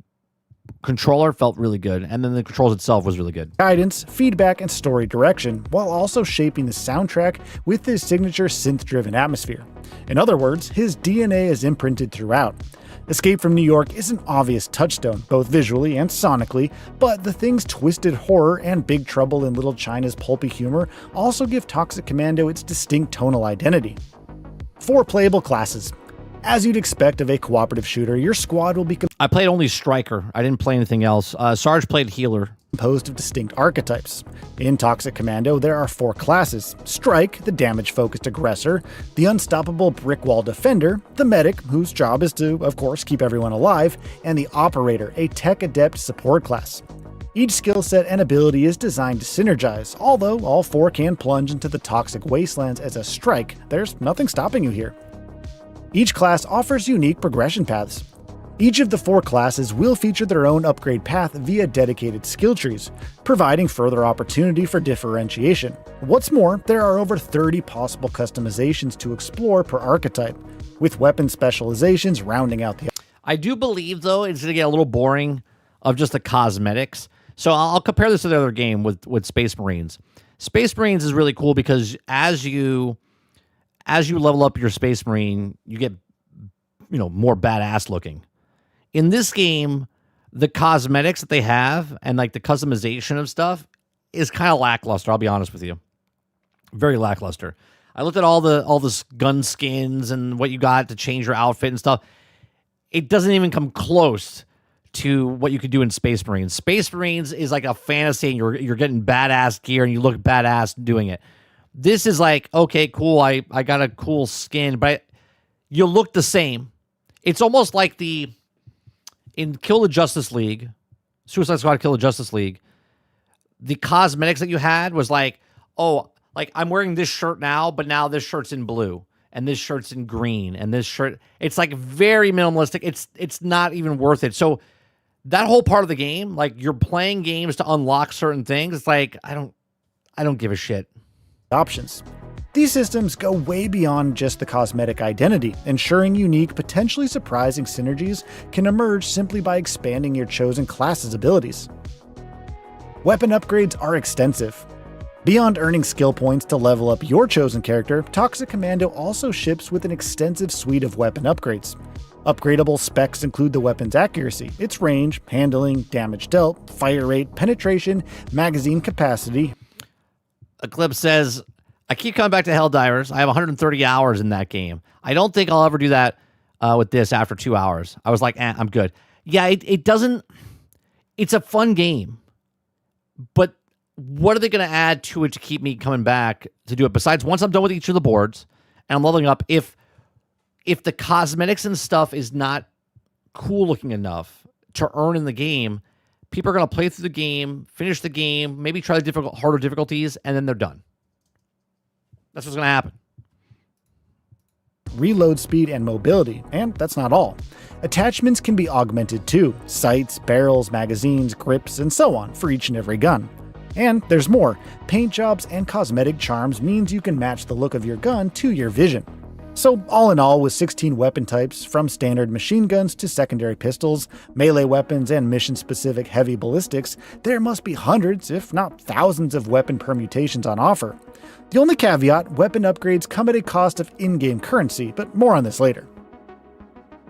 Vehicles are as critical to success as... Right? Remake Left 4 Dead, but again, Left 4 Dead, we played it a couple months ago for Halloween or whatever. Like, it's fun. You play it, and then you put it down because there's no leveling skill or anything like that. It's just a fun game to play. This is a fun game to play, but I don't think it's going to hold people's attention very long. They're gonna play it and put it down real fast. Guns are. If you've seen anything so far of John Carpenter's Toxic Commando, you'll know already that traversal and combat isn't limited to hoofing the swamps on foot. Vehicles will play a significant role in every mission, and they're arguably one of this horde shooter's defining features. Get behind the wheel of sedans, pickup trucks, or ambulances, turret-mounted Humvees, heavily armored HE. The ambulance is nice. You can get in the ambulance, and I think you push down on the left analog stick, or I forget what key it is, and it opens up and starts to heal everybody inside the actual team, whoever's inside the vehicle, which I thought was pretty cool. V's and more. Each ride has its perks, and can be customized with detritus littered across the map. Although, surely, capability to negotiate the roughest terrain has to be up there as the most crucial prerequisite. Hostile terrain is its own challenge here. If Space Marine 2 influenced Toxic Commando's combat, then Saber's other ventures, unyielding off-road synths, SnowRunner, and MudRunner, lend their design sensibilities to vehicle traversal. You'll have noticed the sludge, the game's dripping with all sorts of gloopy stuff based. This is as much as live service, just enough as Space Marines 2. It's the same business model that they have. And if you're motoring a run-of-the-mill vehicle, you'll need to steer carefully, else you'll get stuck. That said, careful drive. The difference is this is a $40 game, and Space Marines was a $70 game when it came out. isn't in the zombie apocalypse playbook, so more often than not, your team will need to work together to fish your stricken vehicle out of the slurry before the hordes descend. Missions are packed with extra objectives and distractions. The game's semi-open maps don't offer. Dude, look how many people watch Missions this. are packed with extra objectives and distractions. Look how many people. It's insane. It is fun. It is a fun game. The game's semi-open maps don't operate with simple point-to-point objectives. No, throughout you'll encounter countless side tasks, emergent distractions, and layered mission structures to encourage exploration and keep you from sprinting to the finish line. Giant tentacles must be blasted into mulch, environmental equipment needs repairing, hidden stashes are prime for looting, the objectives your team decides to take on are variable and dynamic, balancing risk with reward. Right, but remember, it's $30 less. It's only a $40 game. So, again, Space Marines was $70. I waited 16 months to play that game. Haven't bought it yet. Played it on Game Pass. It's a great game. I would purchase it now. And it's on sale for it was like $22, $26, whatever it was. Okay? This game is $40, and it's a live service. Sure, you could just gun it for the main objective, but will your squad have the resources to survive once you actually get there? 9 launch maps with free post-launch. Unfortunately, I think I'm getting Crimson Desert over this. Just because I can't buy both, and I don't have time to play both. So I'd rather just wait for this one and wait for Crimson Desert, play Crimson Desert, put more time into that one, because I want to own that game. And then we'll pick this up later. Launch content planned. At release, Toxic Commando will feature 9 maps, each massive and each with unique missions and challenges. Although a full roadmap hasn't been detailed yet, publisher Focus Entertainment has confirmed free post-launch additions, including new missions, enemy types, weapons, and vehicles, suggesting, perhaps, that foundations are laid to continually evolve the game's cooperative ecosystem from day one. Grind concerns. Certain hands-on previews and playtests have suggested a potential heavy grind in early builds of the game. There is going to be a very heavy grind. Particularly around weapon progression, where upgrades, attachments, cosmetics, and even the gun itself need to be financed by in-game currency. While this remains speculative until balance is finalized, with 3 versions of Sludgeite, the game's crystalline resource, scattered throughout with value tiered by difficulty, plus parts and scrap to collect, the road to tailoring your character and weapons looks as bumpy as each map's slime-ridden tracks. Yeah, so the grind is there's these little alien things that pop out of the ground. They have these crystal shards on them, and you want to collect as many as you can for that.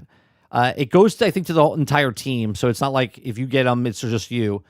So the grind is to level up the stuff to buy the attachment pieces for your weapons is based on that material. Okay, you get rewarded stuff for doing each mission. The longer you stay in the mission, the more you get, because the more things you do. The more you go around and pick up those things, you get a bonus of that at the end. That's the other currency that comes in. So it's money and these things to upgrade your weapons. So when we were playing, I was like, oh, okay, I see the grind. What's going to happen is in the beta or the demo, it was faster, because this is what they do. Okay, it's going to slow down when the game comes out. You're going to grind, and you have to basically clear the entire map. So if you just come in, do the main mission, and then get out, yeah, you'll get rewards and stuff like that. But you want to get in the game, do all the things you can possibly can, collect all the things you can possibly collect. Okay, that way you have the most out of it. But that's time. So if you're putting in 10 minutes in, or if you're putting 30 minutes into each map, it's just that grind. And then you're not going to have enough. And then when the game comes out, based on how many people are getting certain things, they could limit how many pop up on the map at all times. Stuff like that. Sort of like what Helldivers does is about the resources. Like if you just want to complete the mission and get out fast as possible, cool. But if you want to get into the map, run around the map as much as you can, find the high-end resources, the medium resources, the low resources, it'll help you in the long run to upgrade your weapons and stuff, right? So there is a grind. Release date, platforms and price, and a Steam demo. John Carpenter's Toxic Commando is released unto the world on March 12th and will be playable on PlayStation 5, Xbox Series X and S, and PC via Steam and the Epic Game Store. And speaking of Steam, there'll be an early chance to get your hands dirty thanks to a free demo. As for the price, the game's standard edition retails for £34.99, $39.99, with the enhanced Blood edition available for £43.99 / $49.99. 2 editions and pre-order bonuses. Toxic Commando Standard Edition includes the base game, while the Deluxe Blood Edition includes access to 2 future paid DLCs and a golden weapon skin and charm pack. Pre-ordering either edition nets you Leon's secret stash, with exclusive weapon and character skins hidden inside.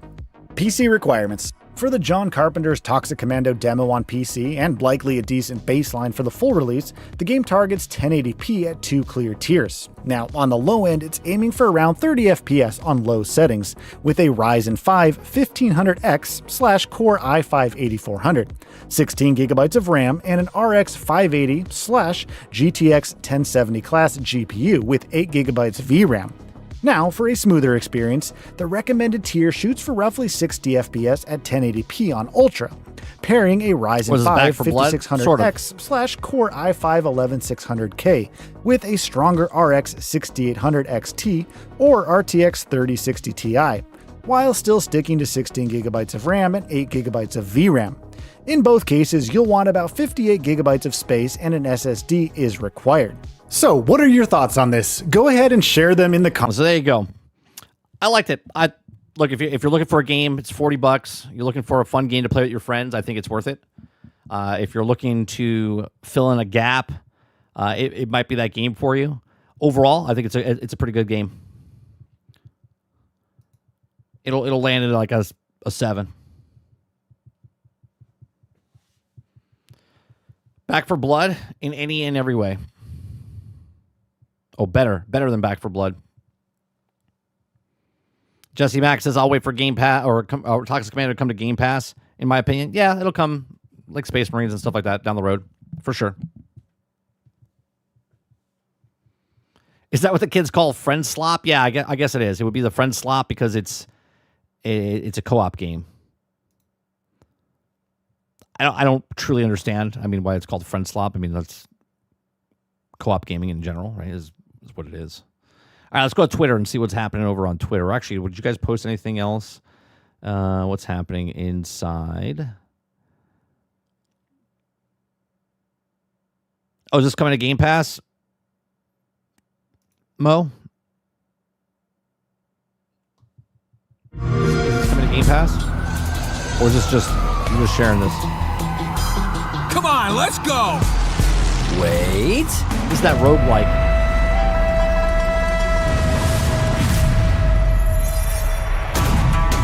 Oh, do I have another character?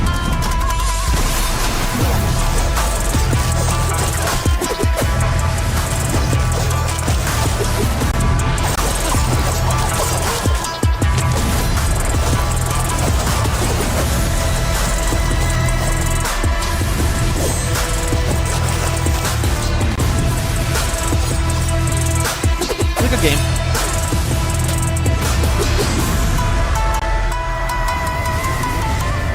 Looks like the whole team is here. Ready to jump in? Let's do it!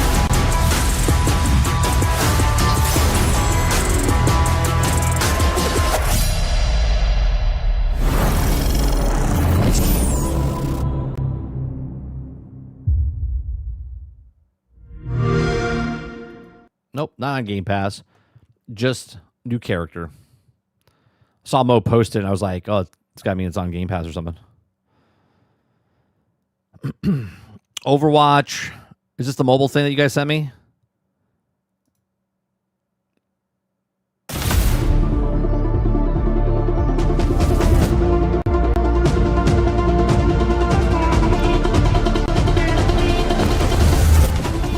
Here we go. From here. Right. Okay, remember, we're here to win. Ah, we got it. Nice. Top Awesome down. shield. There we go. Yes, this is the one we needed. We're in. I'm going to go straight to the middle. Hold the Interesting. middle. Charge in. We'll check the side room. Let's hold it. There they are. There they are. Get It's only behind. 3v3? Oh, there we go. They're pushing hard. Flank on the sides. Or is it 4v4? Is it 6v6? Oh, they've just... Oh, we have to get out. Get in there. Getting Ryan. Right in the middle. Break a shield, break a shield, break a shield. Yes, yes. Charge in, charge in. Make him regret it. Nice. Oh my god, that was awesome. Yeah, and we're getting fair. Nice. Well done, we wiped them all. Oh, so Yes. What an amazing shot. See, Reinhardt saved the day. That was fast. Wait, if you listen carefully, you can What hear is- them what is rage happening, right Amy, now. that we're going back to isometric? Yes. Let's see You if they must come be back from excited, that. huh? You love isometric. You can see them coming. No, running away. Let's take them here. Ah, look, Farah's trying to be cheeky. My health is down. My health is down. He's on the ground. Farah's down. Farah's... I get a little carried away. I have to get out, sorry. I have to get out. Oh, Okay. Nice. oh, that slow is brutal. Where's the Reaper? Reaper's on the point. Hello, Governor. Not, he's dead. He's not anymore, he's dead. Oh, maybe I should... Yeah. Yay. Not around. Let's do Let's it. do it. Yes. Yes! Yes. Nice. Got it. Well done, team. Two. They're all in the same room playing the game. I that doesn't look exciting at all. That doesn't look exciting at all. But hey, whatever. You do you. That doesn't look good at all. Amazon Games cancels failed battle royale attempt. Okay. We got lots of games. All right, let's see what's happening on Twitter. If anything looks interesting whatsoever.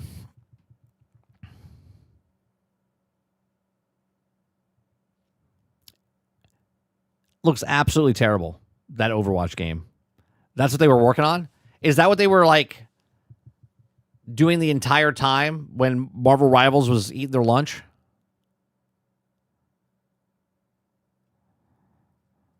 Oh, we got the Space Marines 2 Tech Marine update. The Omniscient Axe. The Tech Marine update rolls out on February 26 on Space Marine 2. Shall we break down the content together? First up, the new Tech Marine class. February 26 on Space Marine 2. Shall we break down the content together? First up, the new Tech Marine class arrives with a unique melee weapon, the Omniscient Axe, along with new perks, finishers, and plenty more to discover. In PvP, you'll be able to play as the Warpsmith, and even the Omniscient Axe gets its own Chaos version. On the PvE side, the new Operation Disruption sends you to Avarox to purge the Xenos threat and support the besieged Cadians. 2 new DLC cosmetic packs are also on the way. The Raven Guard Champion pack for the Assault class, including a bolt pistol skin. The Kirkara Domes cosmetic pack featuring 5 new armor pieces. And that's not all. Patch 12 also brings 20 new modifiers, the ability to swap your Space Marine's head, a new equipment, the restorative stims, 3 new heroic weapon variants, and more. To know every little detail, keep an eye out for the patch notes. See you on February 26th.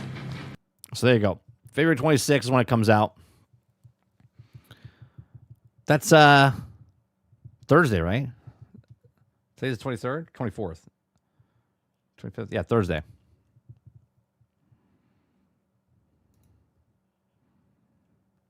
What else we got going on here? Future game show. Sony will hold a closed play test for their live service multiplayer spin-off Horizon Hunters Gatherers this weekend on PC and PlayStation 5, open to those within the PlayStation beta program. Oh boy. So we have a lot to talk about next week, I see. Yeah, we'll have a lot to talk about next week about Horizon Gathering. And marathons this weekend as well. Oh boy.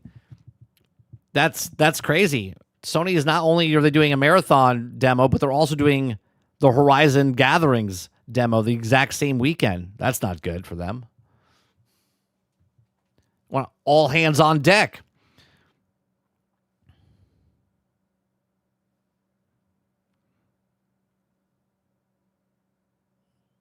What the hell am I looking at? Isometric Overwatch? That's it. Isometric Overwatch. Fallout 4 lands on Nintendo Switch 2 today. 60 frames and 40 frames per second mode. So Fallout 4 is now on the Switch 2.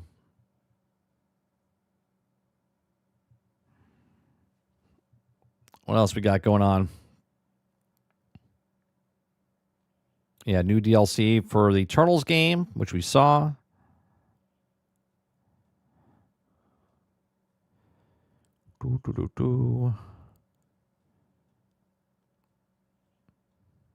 There's a racing game called iRacing Arcade, which is the people that made Circuit City Superstars. They made the game, but iRacing, I guess, purchased the company. So then they used their IP of Circuit City Superstars and made it into iRacing Arcade, which is now a, not the top-down racer anymore. It's like behind the scene. It seems pretty interesting. I know a lot of people here. I'll bring it up for you guys. I probably will pick it up down the road. iRacing Arcade. I know a lot of you are not big racing fans here, but this is that same style. It's that same arcade, like cartoon style that we played for Circuit City Superstars, but now instead of doing this, you're doing it behind. It's actually pretty fun. You can customize your car. You can also like build. You can also build like a complex or whatever.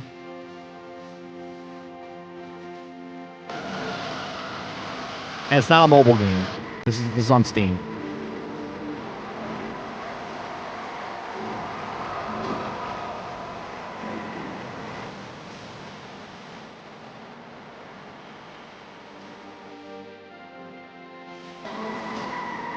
Yeah, Circuit City Superstars, what I played, was actually a really good game.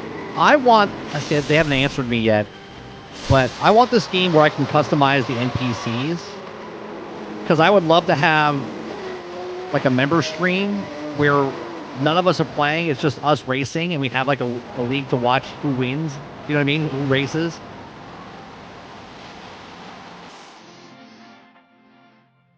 That's what I was hoping with their small game. So it comes out on Steam on the 2nd. It's actually coming out next month, March, and then it's coming out on PlayStation in the summer, not spring now. They pushed everything back like 2 months, 3 months.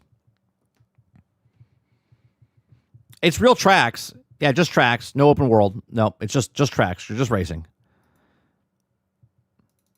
If you guys don't remember, was it Circuit Superstars? This is the thing that we played a long time ago.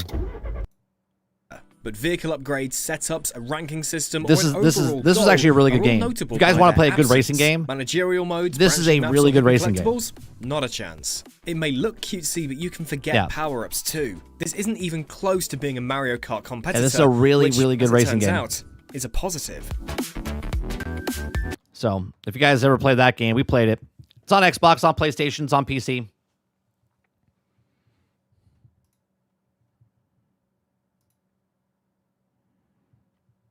Let's see what else is going on.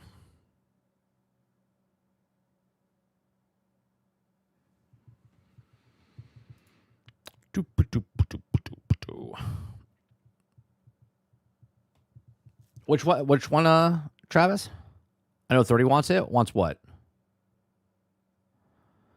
30, let me upload my driving experience into a truck, and my flying experience car pops out wings and glides over players. That'd be cool. That'd be like a mask game. I'm really excited for American Truck Simulator to come out on console. Oh, Wreckfest 2? We played Wreckfest 1. I thought it was an enjoyable game. But I'm not like dying for it. That's a game I would get down the road, if ever. Like, I would play it, but I'm not going to go out and buy it.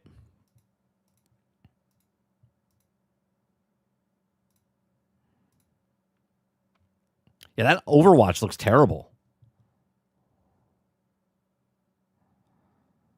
Looks terrible.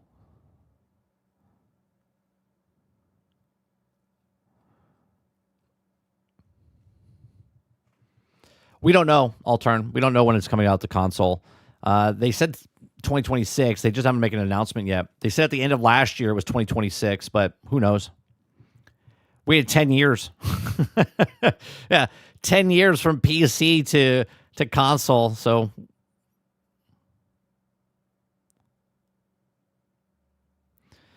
yeah, Kotaku just read has an article. 2 upcoming Sony live service games competing betas this weekend for some reason. Yeah, it doesn't make sense. Why? I'm not even going to read the article. I'm just going to bring it up, right? Why would both Sony-owned companies make a beta for their live service game for Horizon and their live service game Marathon on the same fucking weekend? Why would you do that?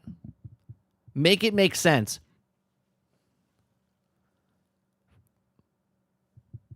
Doesn't make sense. Why wouldn't you want to have all the people that could potentially play? Because obviously if Gatherings wasn't coming out or vice versa, Marathon wasn't coming out, you'd be like, oh, I'll give it a shot. I'll see what this other game is about. But now that you're like, oh, no, Marathon's coming out, I'm going to play that. No, Gatherings is coming out, I'm going to play that. It's stupid, especially if no one else is competing with you. You're just competing against yourself. It doesn't matter if it's doomed or not, Travis. The point is that you'd want your best effort going forward. You would want to give it the best shot possible.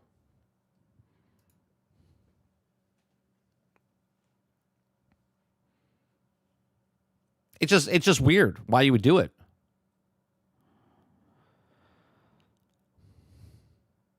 I just love how they announced Fallout 4 for Switch. It's again another announcement for a Fallout thing, but they're not waiting for the Fallout thing. They're like,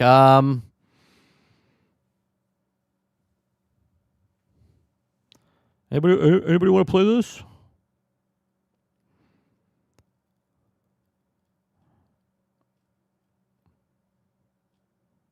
Overwatch third person. It's a bold move, Cotton. Let's see if it works out for him. Doesn't seem like anything else is happening on Twitter. What is that? Scott Pilgrim? Scott Pilgrim EX devs. New spooky stage. Okay. Albion Online has an update. New skin for Marvel Rivals. What the hell is Rush? A new top-down hero shooter designed specifically for mobile set. It's dumb.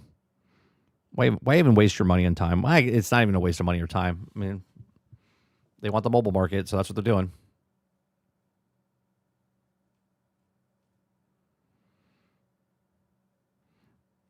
Oh, we'll have to watch that probably on Friday. Fake Wizards got a video called "The Video Game Industry is Collapsing." We won't watch that tomorrow. We'll give it some time to cook. All right, chat. I think that's going to do it for me today. We got to the 12 o'clock spot. I do appreciate you very much. Hit that like button. Hit that subscribe button. If you'd like to go above and beyond that, become a member as little as $5. We do this Monday through Thursday, like I said, from 10 o'clock to noon. We also do gameplay on our other channel, 30 and Still Gaming. We've been playing Hightail. We've been playing Space Marines. So if you like that, come on over to 30 and Still Gaming. If you want to support our channel in other ways, you can go check out our music. You can download it for free. You can stream it for if you pay for one of the services, or you can purchase. We have Perk Up and Press Play Volume 1 and 2 up at the end or on the sites, Spotify, Apple Music, iHeart, Pandora, all that stuff. So all that also helps and supports the channel as well. Appreciate it very much. We'll see you guys in the next one. Have a great day. Peace. Yo.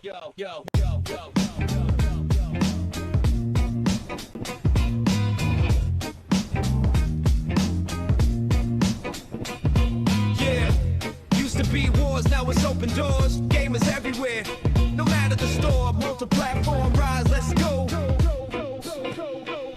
Cross-play, cross-life, everybody getting hype. Xbox, PlayStation, Switch, PC in sight. No more fences, we're breaking the chains. Gamers worldwide all share the same game. Cross-play, cross-life, everybody getting hype. Xbox, PlayStation, Switch, PC in sight. No more fences, we're breaking the chains. Gamers worldwide all share the same game.